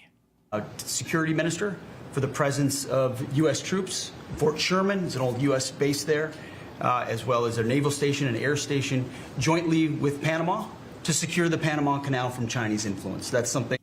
What are they going to do? Shoot Chinese people if they come through there? What do you mean to secure it from Chinese influence? That we're taking back the canal. China's had too much influence. Obama and others let them creep in. We, along with Panama, are pushing them out, sir. And so we had a very successful trip. Their president, President Molino, sends his regards, very complimentary of the U.S. He gave me this traditional spear and shield. Presents from the president of Burundi. It's a Dave reference. He's a great ally, and I think they want the communist Chinese out. And with our troops, they're partnering with their forces. They want our money. We've got a chance to put. And if we send our troops down there, that's basically adding a fifth to their economy overnight. We will do a bunch of military spending down there in Panama, and their economy, every dollar spent will be $7 to them. They'll put more money through their economy, so they're happy that we're dicking around down there. It worked. They made us jealous by flirting with the Chinese, and then all of a sudden we came down, hey, babe, what are you doing? All the way out, sir. We've moved a lot of troops to Panama and filled up some... Yes, it's the world's dumbest game of Risk. Areas that we used to have, and we didn't have any longer, but we have them now. And I think it's in very good control, right? Yes, sir. Okay. Thank you, Pete. Very good. Yes, unlike before. Howard? So, so we've have so many countries to talk to. It is... This is Besson's head. Lutnick's behind him. It's incredible. I think Scott and I, I'm not sure we could ever have enough time in the day to talk to all these countries because they want to talk and they want to talk now. And they have come with offers that they never, ever, ever would have come with. But for... Yeah, I'm sure a bunch of them are making offers that feel great. I'm going to make them an offer he can't refuse. The moves that the president has made, demanding that people treat the United States with respect. We're getting the respect we deserve now. I will not be ignored. And I think you're going to see historic deals, one after the other. And then I'm very excited. You do? You think you're going to see? You do, huh? Well, you think you're going to see those things? You're going to see those. You think you're going to? I don't know why people are saying we don't have stability and security in the markets. He thinks he's going to see those things. What more do you vultures want? Within a week and a half, we're going to start with the gold card. And the Trump card is coming out. And we're very excited about that. And that's coming soon. So very excited. Yeah, very excited about the thing. We're going to sell citizenship to the country like fucking assholes. Like America's a goddamn timeshare. Thank you very much. Good job. Linda? Well, in a couple of... You do realize he didn't say anything, right? There was nothing to that. They want to talk to us. Yeah, what are they saying? I don't know, some variation of fuck you in a bunch of different languages. We have been addressing the issue of anti-Semitism on campuses. There's been some... We're trying to raise the amount of it, but these Jews are tricky. Grant funding and contract funding that we've reviewed, and some canceled and some we've put on hold, waiting for that, while we do an investigation. On the other side of what my responsibilities are, and having... I'm trying to collapse the entire concept of education in the country. Education go back to the states where we... Basically, well, how can I put this? I like...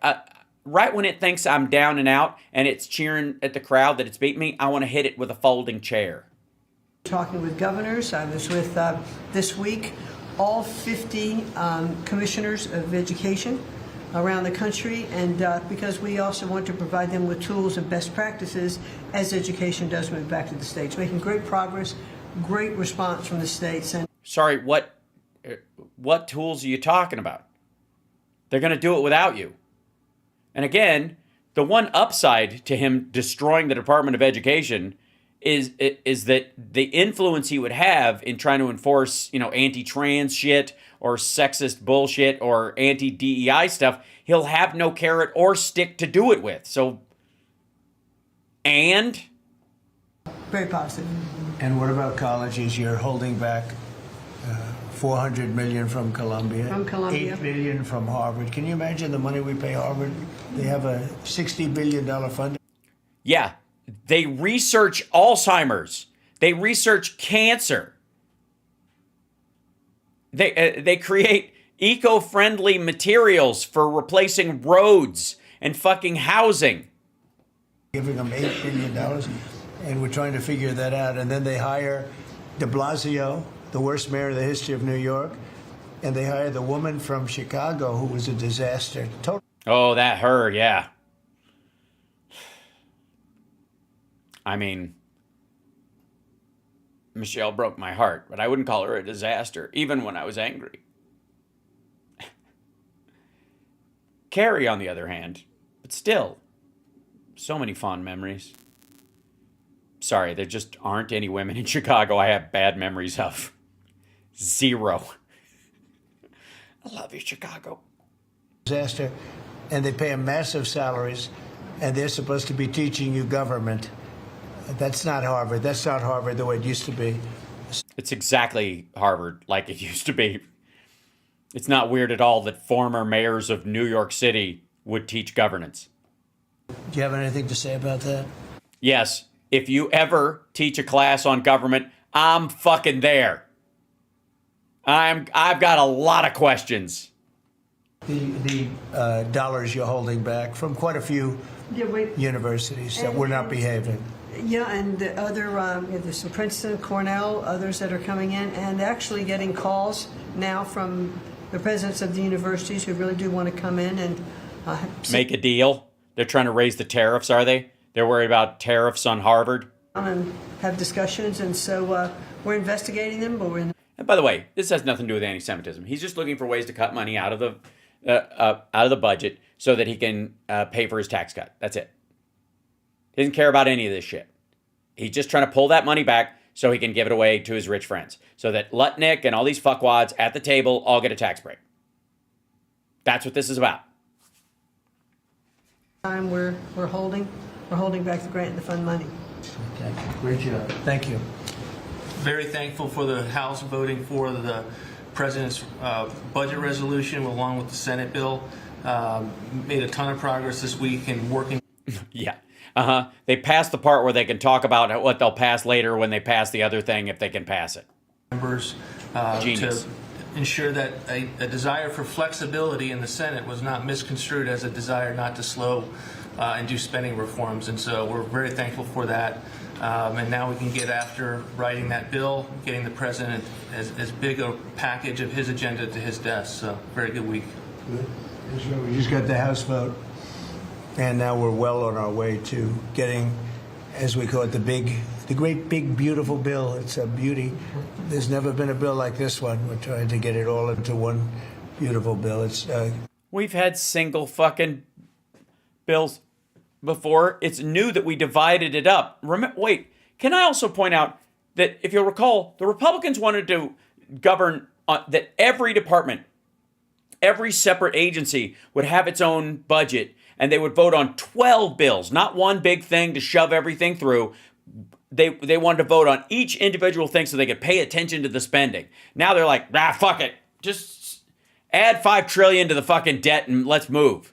Tax cuts, regular. Because it was always bullshit. Cuts and many other things. The border, a lot of money for the border. Right. Yeah. A lot of money for the border. You got to pass a bill to secure the border. You have to fund the securing of the border. Just like Biden said. Well, you're doing a fantastic job. It is, yes. So, but we just got a report that we, as you know, you knew before us. Were you surprised we got the vote? Got the vote. And we're happy to get the vote. So I think we're going to be in. Yeah, it's so great that you got the vote about doing the vote on the vote, voting about the thing that voting because we're going to be able to cut a lot of stuff from the budget. And the budget says you can have these things, but you got to find $1.5 trillion in cuts. Who the fuck thinks that the Republicans and Doge and Trump are going to find $1.5 trillion they can cut from the budget legitimately so that the Freedom Caucasians and all those other assholes will vote for this budget that will raise the debt ceiling $5.1 trillion this year?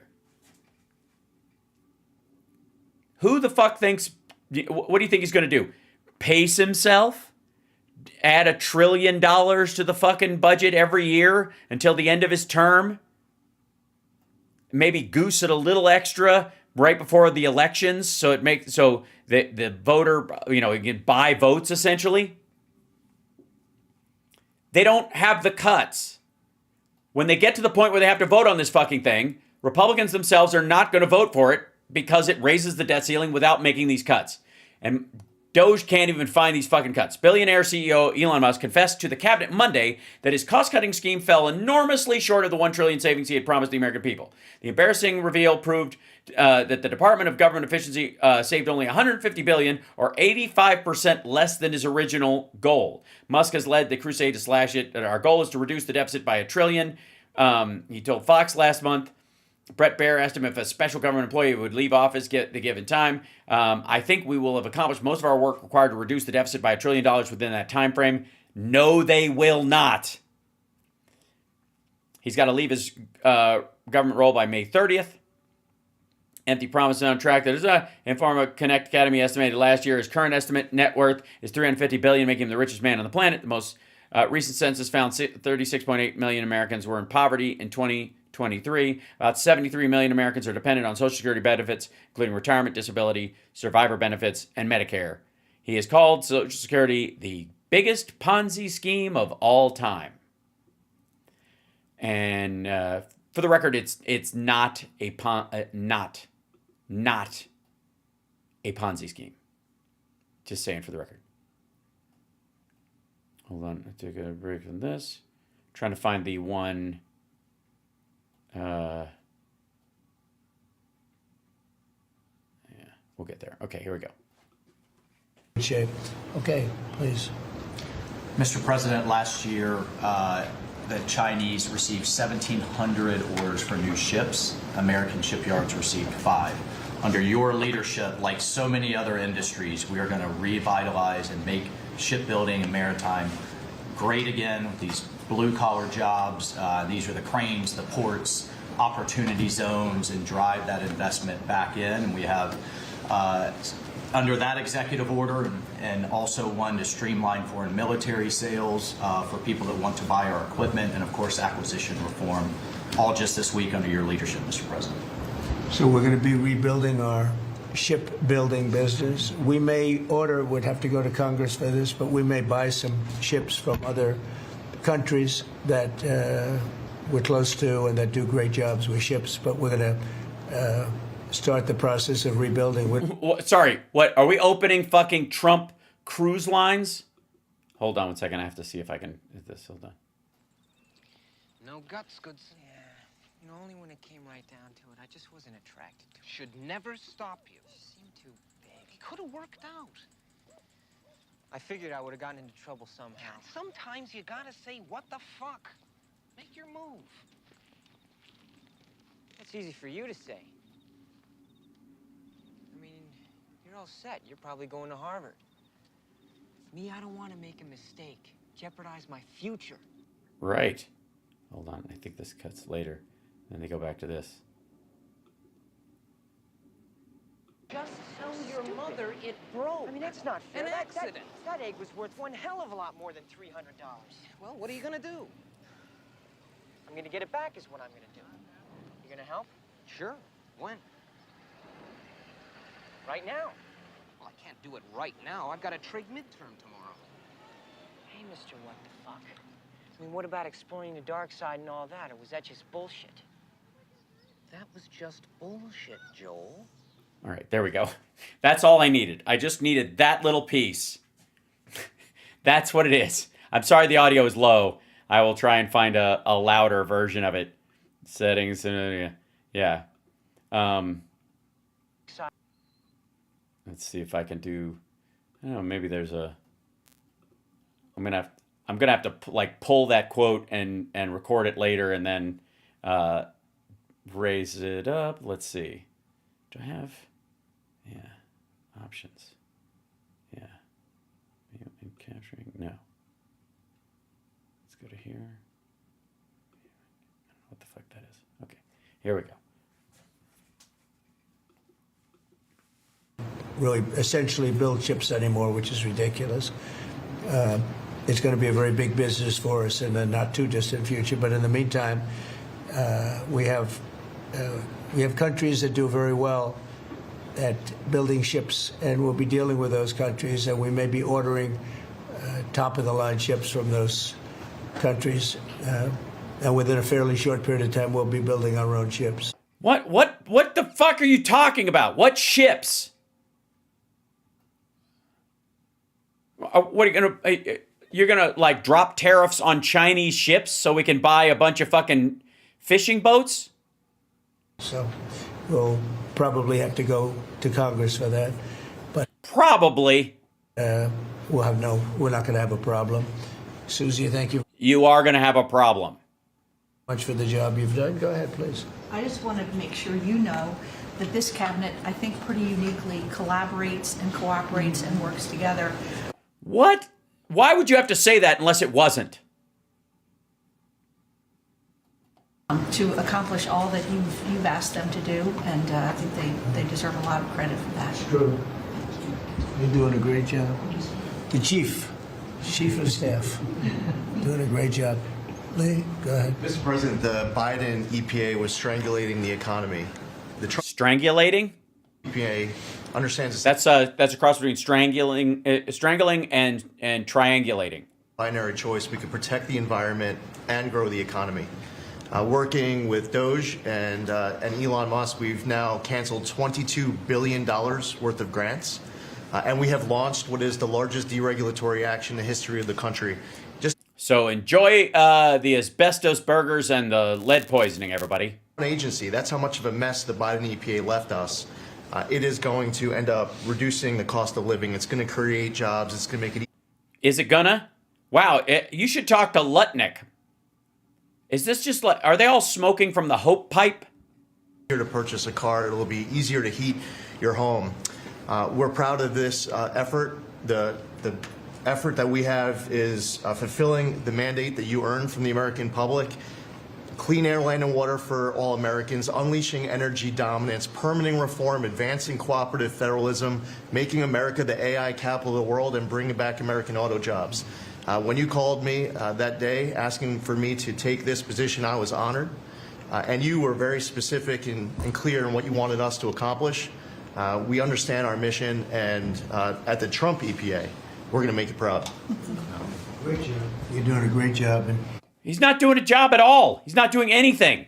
He's telling you what might, could happen. We have a lot of applications for approvals for power plants which are going to really power the regular plants, and they're going to be right next to each other. The regular plants? What do you mean, ferns? Because we can't rely on our grid. It's old and it's tired, and it's, you know, very subject to being attacked, whether by rain or by bombs or by any. By rain? Hi, dear. It's Mother. Hold on. Hey, Mr. What the fuck? I mean, what about exploring the dark side and all that? Okay, I think I might find this one finally.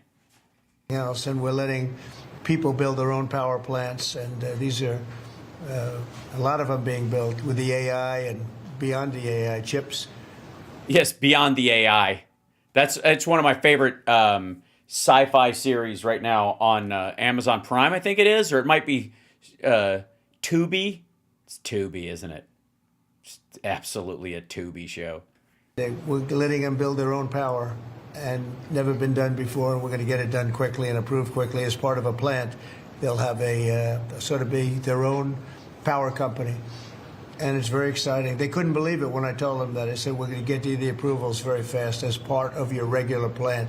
You're going to build electric producing plants, and it's very exciting.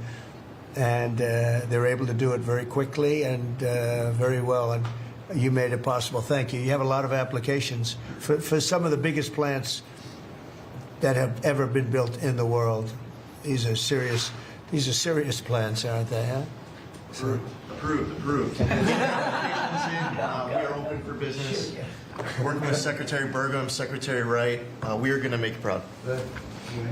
Sean? First off, Mr. President, fucking it's gibberish. Brooke's birthday today, so Oh my God, that's so great. That was just bullshit, Joel. Oh, I'm so excited to have found that one. So happy birthday to Brooke. Thank you. I want to thank you as well for the shipbuilding at EO. Again, to build ships, we also need mariners to sail those ships. I was just up at Kings Point for the Merchant Marine Academy. With a bunch of seamen? Were you surrounded by seamen? You were, weren't you? Completely. Just absolutely. Just seamen everywhere you looked. A couple days ago, and we have some of the greatest young men and women who are learning how to be mechanical engineers to rebuild and fix the engines on those ships, but also how to sail ships. Yeah, it's called the Navy, you dumb motherfucker. That over the past decades, this academy has become, it needs some love. It's been a little bit dilapidated. We have to... Dilapidated?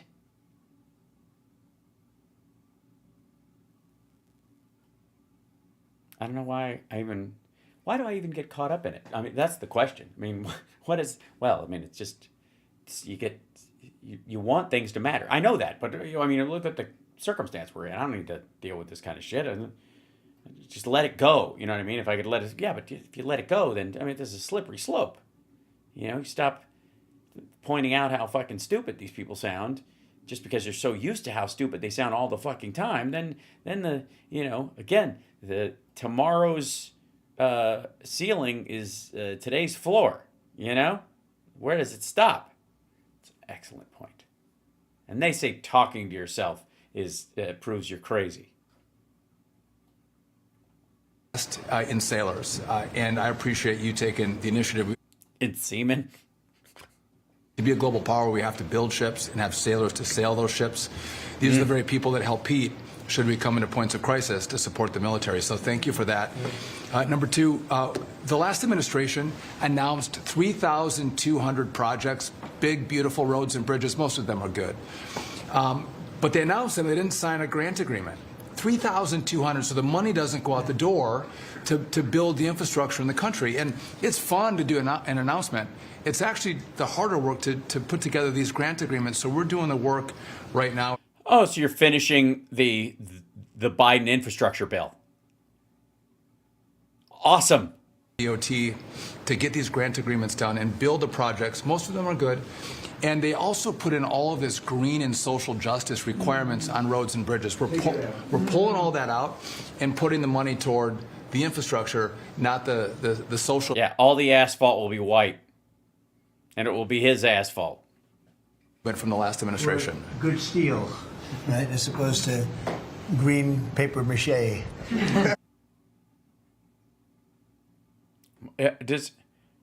Sorry, I almost asked if he'd read like Atlas Shrugged, and he can't get it out of his head, but he doesn't read, so I don't even want to go there.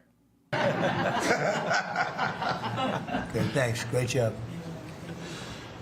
Sir, Why you say happy birthday to her? Because they just mentioned it was her birthday. we are, I would say, more than friends. We've all become family, and I think. Oh, for fuck's sake. All right, God damn it. When I first joined the cast of Queer as Folk, I didn't know anyone.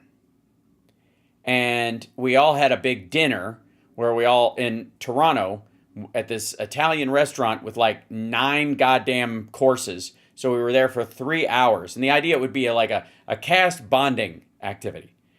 And about 3 sentences in, Michelle Clooney, bless her heart, her talented, sexy, wonderful heart, said, I think the greatest thing about this is that we're all like a family. And I'm like, bitch, we're 3 sentences in. Like, take it easy. We're coworkers. It would be nice, and I look forward to having great relationships with you. But Jesus Christ, we just met.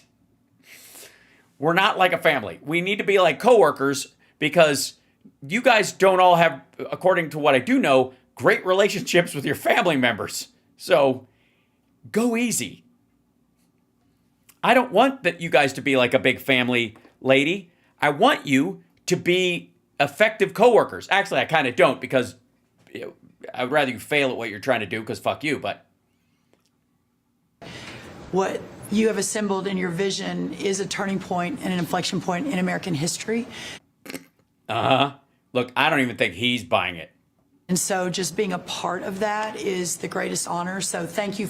A broken part, a weak part, and one of those extra parts where you're like, oh shit, where does this go? When you finish the IKEA piece of furniture and you find an extra piece and you're like, oh, this either really needs to be in there or they gave me an extra one. Now I'm worried that the couch is going to collapse. Fuck. And again, just the relationships here and the honor and respect we have for each other is a reflection of you and your leadership. So I just wanted to say that first. The second thing I want to say is that on behalf of the farmers and ranchers, food security is national security. We have to be able to feed ourselves. And your idea of using tariffs along with deregulation and tax cuts, but you're to stop the flow of food into the country. Using tariffs to ensure that we are putting forward and putting America first. No one understands that better than our farmers and our ranchers. Well, then what? Here, real quick. Food security is national security. Is this what you? Okay. Then I would argue that you need to actually follow the regulations in the FDA and in HHS to make sure that our food is safe. Secondly, maybe cut down on the high fructose corn syrup subsidies for the corn and ethanol subsidies.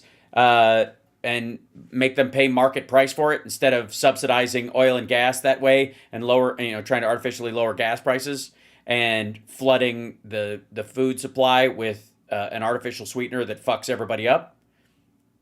That would be kind of America first, I guess. I'm just fucking with you. You're not going to do any of that shit.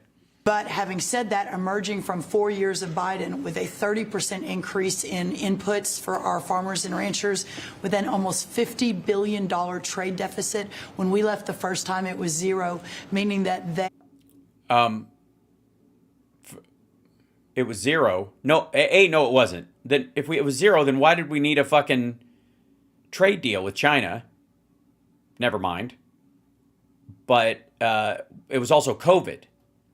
He sold the largest order of beef, pork, corn, and soybeans to China in the nation's history while Americans were in fucking bread lines during COVID.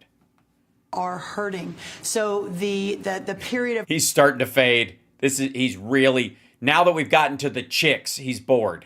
uncertainty we're in, they know that your vision will move us into an age of prosperity for all Americans, but for my people, for the farmers and ranchers, unlike any they have seen before. And I think they are really, really excited and so grateful for your leadership. But also, you have never failed to say that you have the backs of our farmers and our ranchers. It was the first phone call that I had after I was voted with the Senate, and that message just resonates with almost an 85% support of you in the last election. They're with you. Interestingly, sorry, 15% of them don't like me. Fuck the farmers. We're gonna burn these things down. You know what I mean? They've always creeped me out anyways. That children of the corn shit.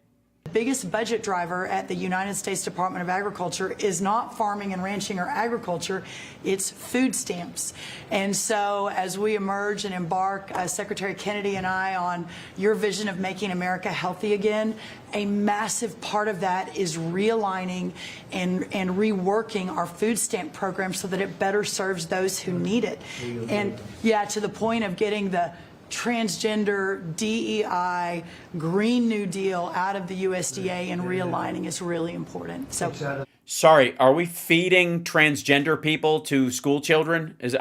I realize I'm not quite caught up on my SNAP reading lately. I don't know what modifications have been made to the bill.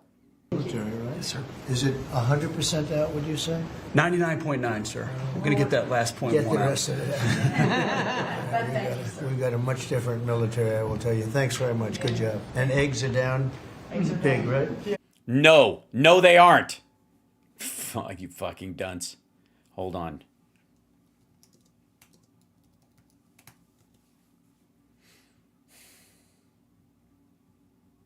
More news.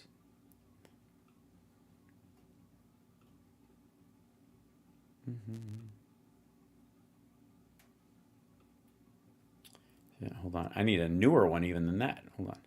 This would be the eggs. News.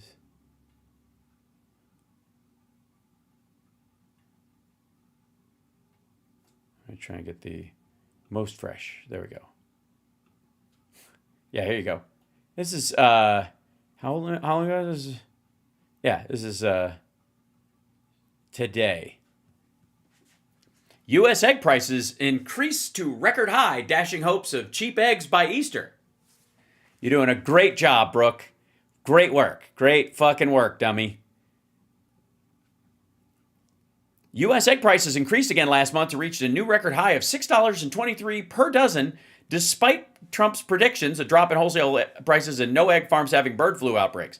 The increase reported Thursday in the Consumer Price Index means consumers and businesses that rely on eggs might not get much in immediate relief. Demand for eggs is typically elevated until after Easter, which falls off on April 20th. There we go. That's it. There you go. Here's when Biden left office. Where is it? Right here. This is when Biden left office. Just like to point that out. This little thing right here. They had eggs on Biden's for breakfast on Biden's last day, so it was a little bit of a spike. And then this is Trump. This. Yeah, fucking aces, dummy. You're doing a bang up job, lady. Big. yes, sir. Wholesale prices. Retail will come. Wholesale prices are down. Now, why are wholesale prices down? Because you're importing eggs from fucking Turkey. That's why. And you're subsidizing them through the government. The Super Bowl fucking commies. So, there may be a little fluctuation, but no, we feel really good about it. Thank you. That's what I hear. Thank you. Thank you. Good. I'd echo what Howard said on the trade queue, that we've got over 75 countries that want to come in. So it'll be Treasury, Commerce, Jameson at USTR, and we're putting a process in place. And as you said, you're going to be... Sorry. After he declares a trade war, you're putting a process in place. Okay, cool. Part of the negotiations too, because I've had these countries call me up and the Secretary Bessent, we're happy you're going to be negotiating. Well, President Trump's going to be involved too. And then, hello. Bring your best deal On the budget, it's moving quickly in the House and the Senate, thanks to your leadership. We're also going to have debt ceiling in there, so we're going to get an increase in the debt ceiling. And that will be the done and dusted for Part of the bill that we just got to vote on today. part of the bill. It'll be done and dusted for 2 years. We won't have to worry about. Sorry. Whoa. So this motherfucker's gonna spend $5 trillion in 2 years. Oh, you know what that means? That means he's not gonna cut the budget at all. They're cutting a couple of $1 billion here in programs that they fucking hate, but that's why they need 5. They're going to do the tax cut, and then they're going to take the rest of it per year over the next 2 years. They're going to spend whatever $2 trillion on the tax cut for the first 2 years, and then they're going to do the 2.5 of the leftover part of it, or the 3 trillion, 3.5 left over, and they're going to use that to pay for all of his programs. This is not passing. This is not going to pass. And again, this whole we've passed the vote on the procedural thing to create a plan within the unity of the party. Shut the fuck up. That, and then I gave a speech yesterday to 1,400 small and community bankers, and they were and I thought they had it bad enough. So happy to hear from your administration, and I told them Wall Street's done great for the past 4 years, 10 years, 20 years. It can continue doing great, but it's Main Street's turn now, and it's those small bankers through deregulation, through emphasis on Main Street, your Main Street agenda, bringing back jobs, that is going to power the smaller communities. And then finally, the bond auction went very well yesterday. We had a lot of foreigners show up as the support, showing that the U.S. is still the best place to invest. The inflation report, as you said, was quite good. And energy prices are down more than 20% since January. Yeah, because they expect a recession, fuckhead. 20th. Amazing. That's great. Really good numbers. Great numbers. Thank you. And he's wrong, ladies and gentlemen. Just give that guy a duck and tell him to go fuck himself. Yeah. President, we've had some great wins in the last few days. That you were overwhelmingly elected by the biggest majority. The U.S. Americans want you to be president because of your agenda, and the courts are ruling that you have the authority to determine how the money of this country will be spent. That's what the discretionary budget. American citizens wanted, and that's what they're getting. An example of that Friday was the Department of Education, that you can determine how the money will be spent. No more DEI. And that impacts every agency across the board. On the civil side, again, NLRB. We had a big win in the Supreme Court there.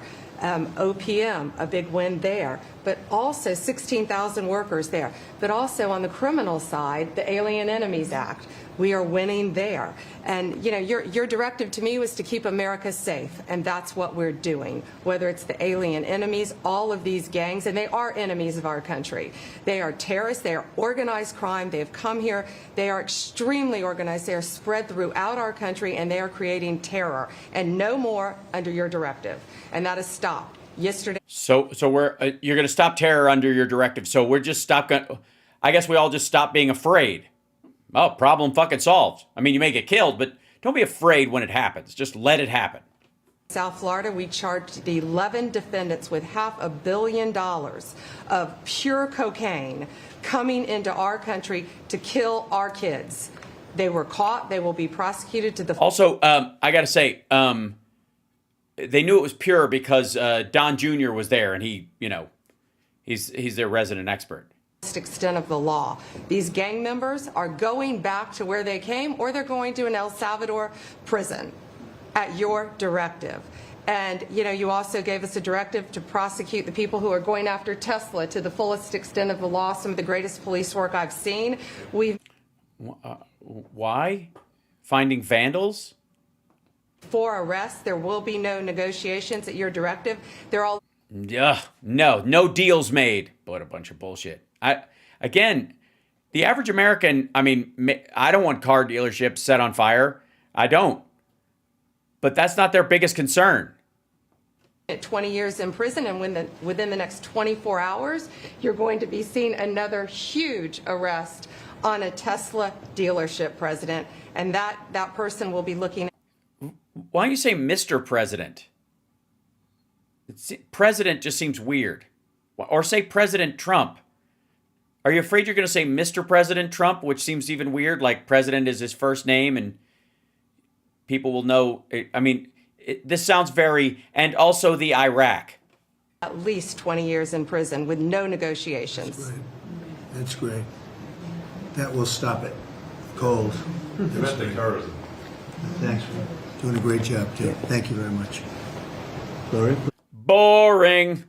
Mr. President, accountability matters. That's what we're recognizing with our partners. She's with the Department of Labor, by the way. At the Department of Labor for Government Efficiency just a few weeks ago. You're welcome. We realized there's about $4.4 billion in COVID funds that were not used, that the state coffers were just holding on to.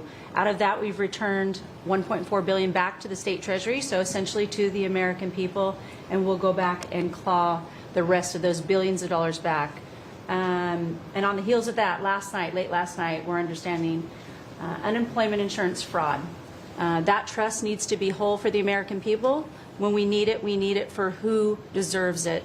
That's not what we're seeing. And the numbers that we saw last night, again, exposed by our partners at DOJ, at the Department of Labor. Since 2020, over $400 million of payments have gone out already. And when you hear these numbers, apparently in the United States, we have over almost 25,000 people who are over 115 years old who are collecting $59 million that we have sent out to people. Talk about fraudulent behavior. Mr. President, Also, no. Over the course of their lives, and then it stops once they're actually dead, or maybe it goes on for a year and then you busted the person. Citation needed. I call bullshit on that entire statement. I'm just saying.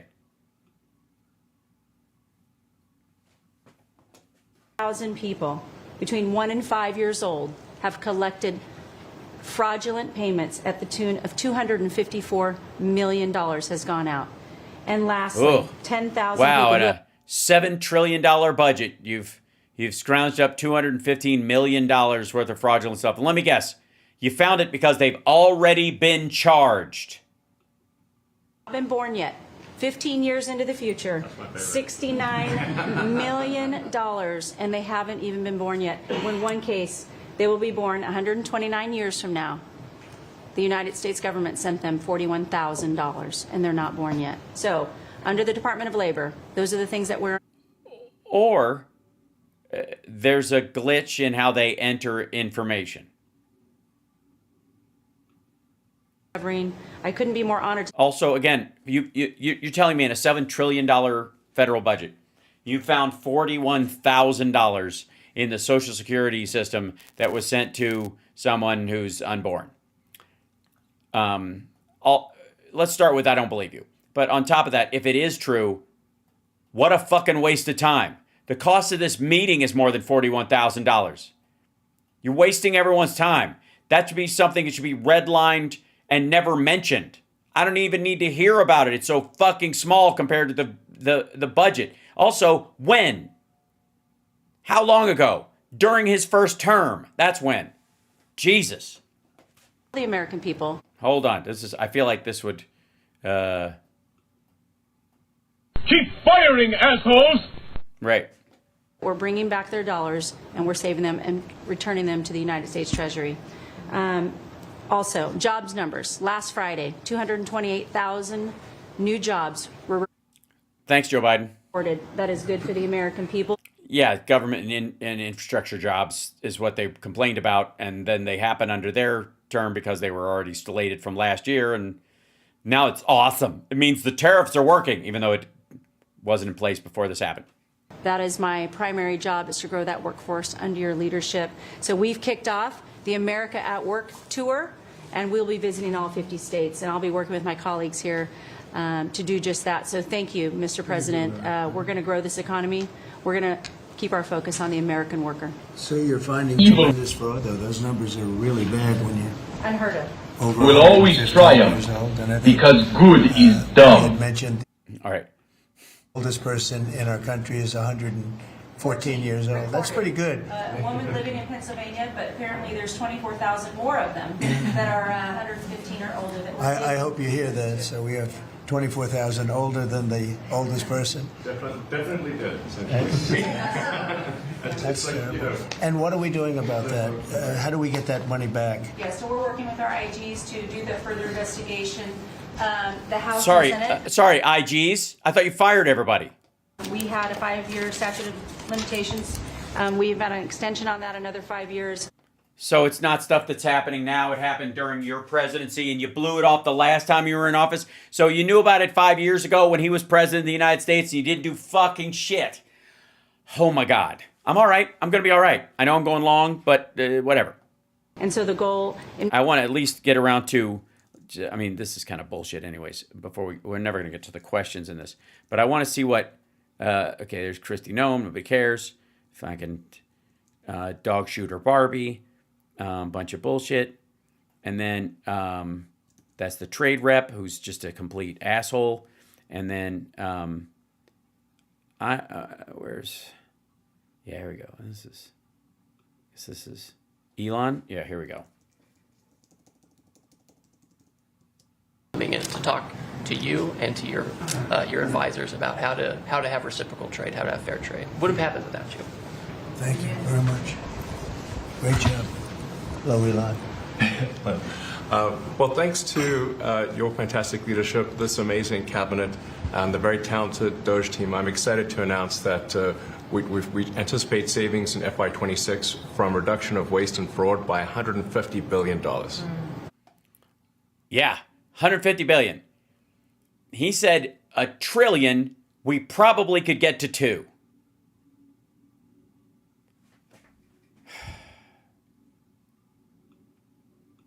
I knew it. I'm surrounded by assholes.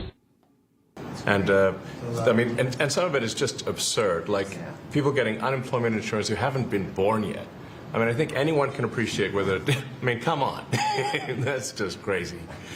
So, you know, some of these things, if people ask me like, well, how are you going to find waste and fraud in the government? I'm like, well, actually, just go in any direction. That's how you find it. It's very common. it's as the military would say, target-rich environment. So, yeah, it's not a funny line. It's douchey is what it is. It's dismissive. It's stupid. That's like saying you'll find bugs everywhere at fucking Twitter headquarters and in the software. It's a target-rich environment. So I think we're doing a lot of good in excellent collaboration with the cabinet to achieve these savings, and it will actually result in better services for the American people, and that we're going to be spending their tax dollars in a way that is sensible and fair and good. And your people are fantastic. In fact, hopefully they'll stay around for the long haul. We'd like to keep as many. You, I'd like to get rid of, but I want the rest of these dickheads to stick around, because who doesn't like them? All right. And they're great, smart, sharp, right? Finding things that nobody... Racist, drunk on their own power, hackers, known associates of criminals. Thought of. The grandsons of Soviet spies. Very computer savvy. Yes. We're working with hard to get the Trump Gold Card operational, hopefully in the next week or so. That'll be very exciting. It's really exciting. It's a path. So exciting. To citizenship into the United States. It's a big deal. Yep, it's a big deal. It's not a path. It's a fucking lightning pass. Thank you very much. Great job you're doing. Thank you, sir. Thanks to your leadership and setting the mandate of transparency and accountability across the U.S. government. I have stayed largely invisible for the last couple of weeks since I participated in the leaking of top secret information. I'm bringing that transparency and accountability to the intelligence community. No! Don't do that! No. Keep our secrets. We don't need you to be transparent with Russia. First and foremost, to make sure that you and your cabinet have that real-time, relevant, apolitical, objective intelligence to best inform whether it's negotiations for peace, negotiations around tariffs, the great work that you To threaten allies and foes alike. are leading around the cabinet today. Secondly, working with Department of Homeland Security and the FBI to increase our information sharing to achieve your goal of countering the narcotic trafficking and our ability to go after cartels now designated as foreign terrorists.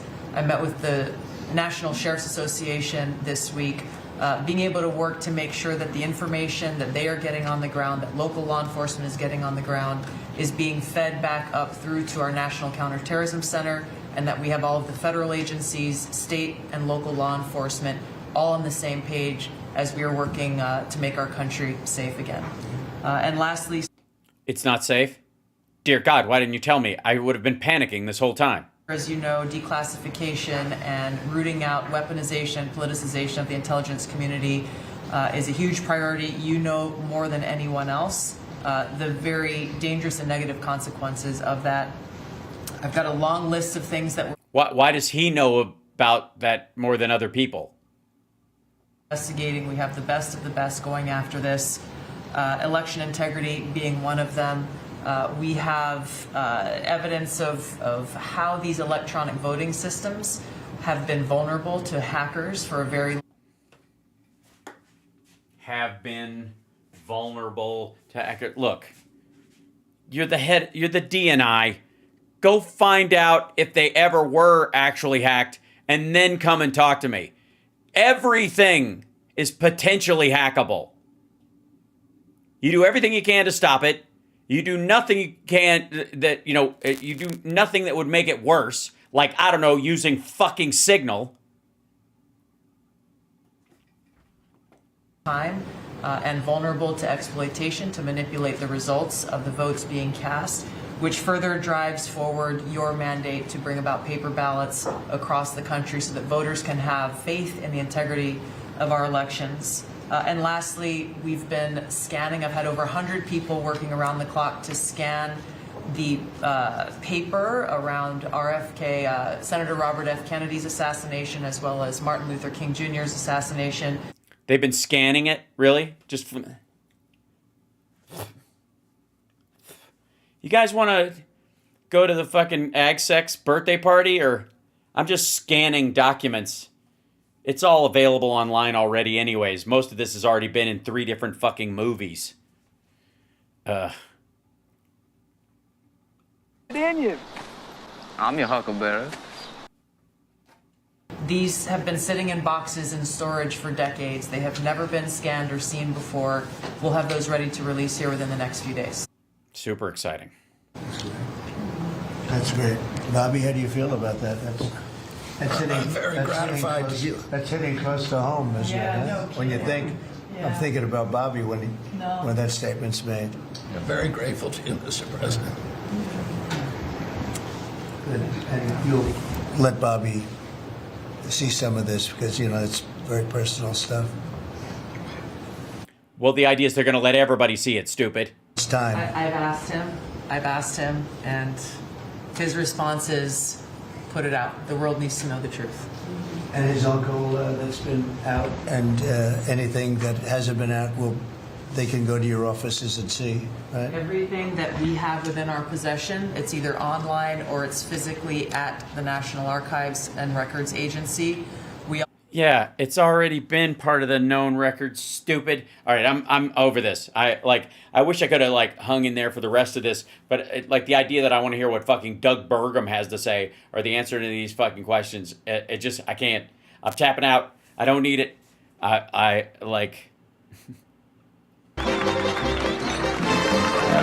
Damn. You may indeed, if you get lucky.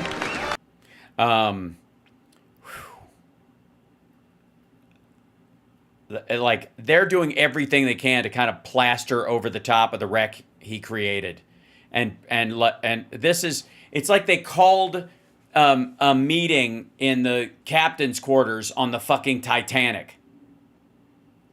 That's what this is. That's exactly what they did.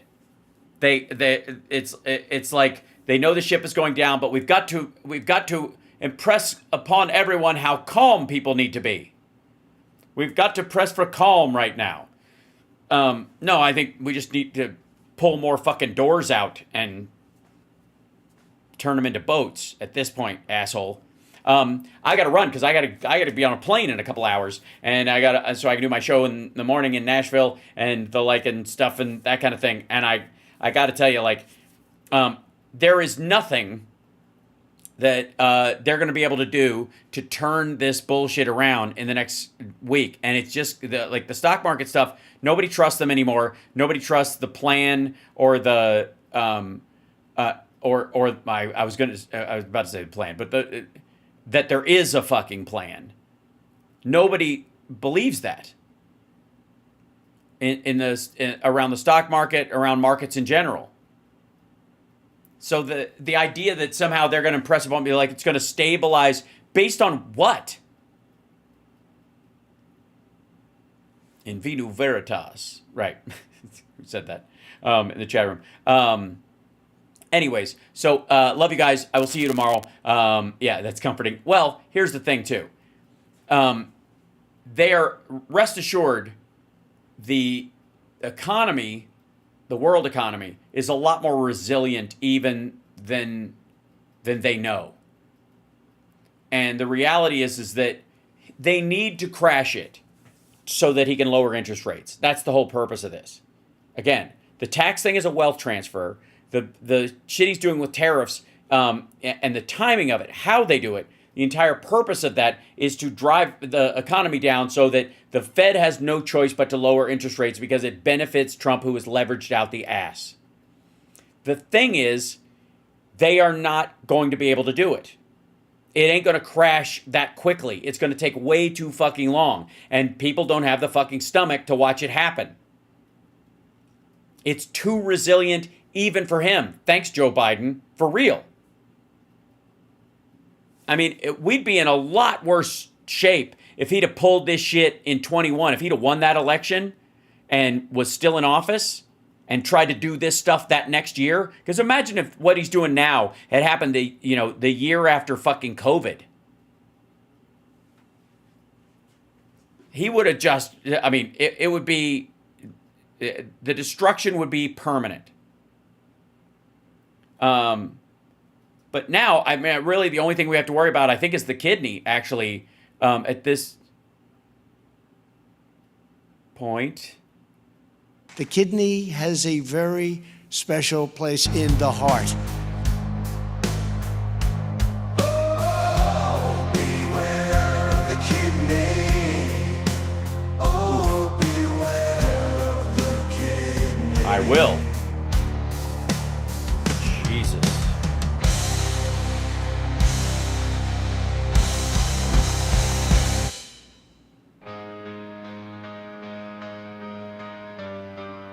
Ugh. You are watching HalSparksChannel Worldwide. Now I'm really scared. See you guys tomorrow.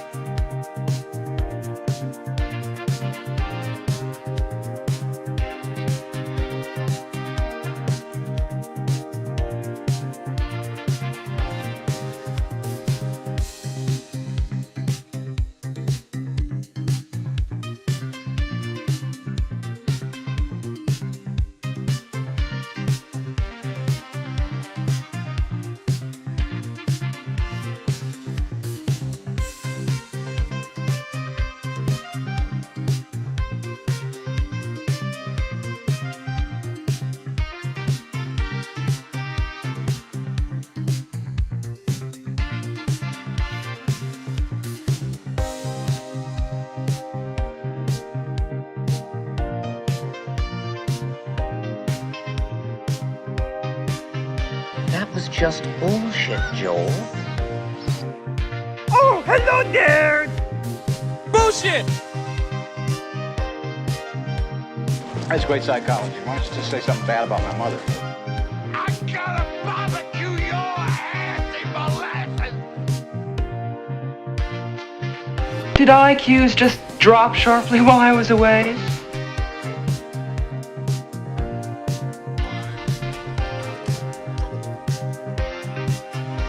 Something strange happened to me this morning. Was it a dream where you see yourself standing in sort of sun god robes on a pyramid with 1,000 naked women screaming and throwing little pickles at you? No. Why am I the only person that has that dream?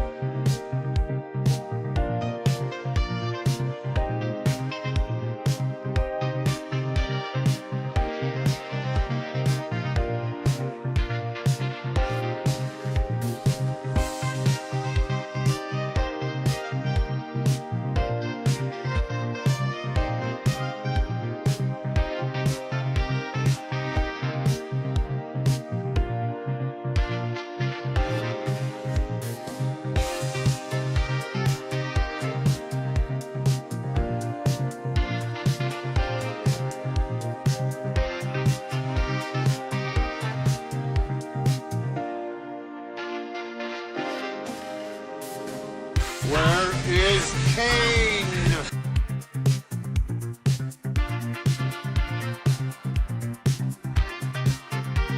Bad language makes for bad feelings.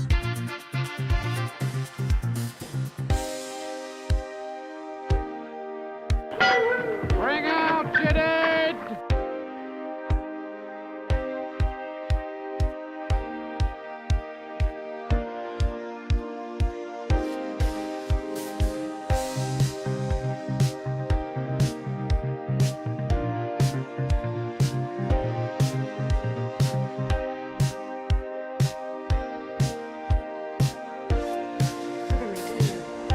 Excuse me.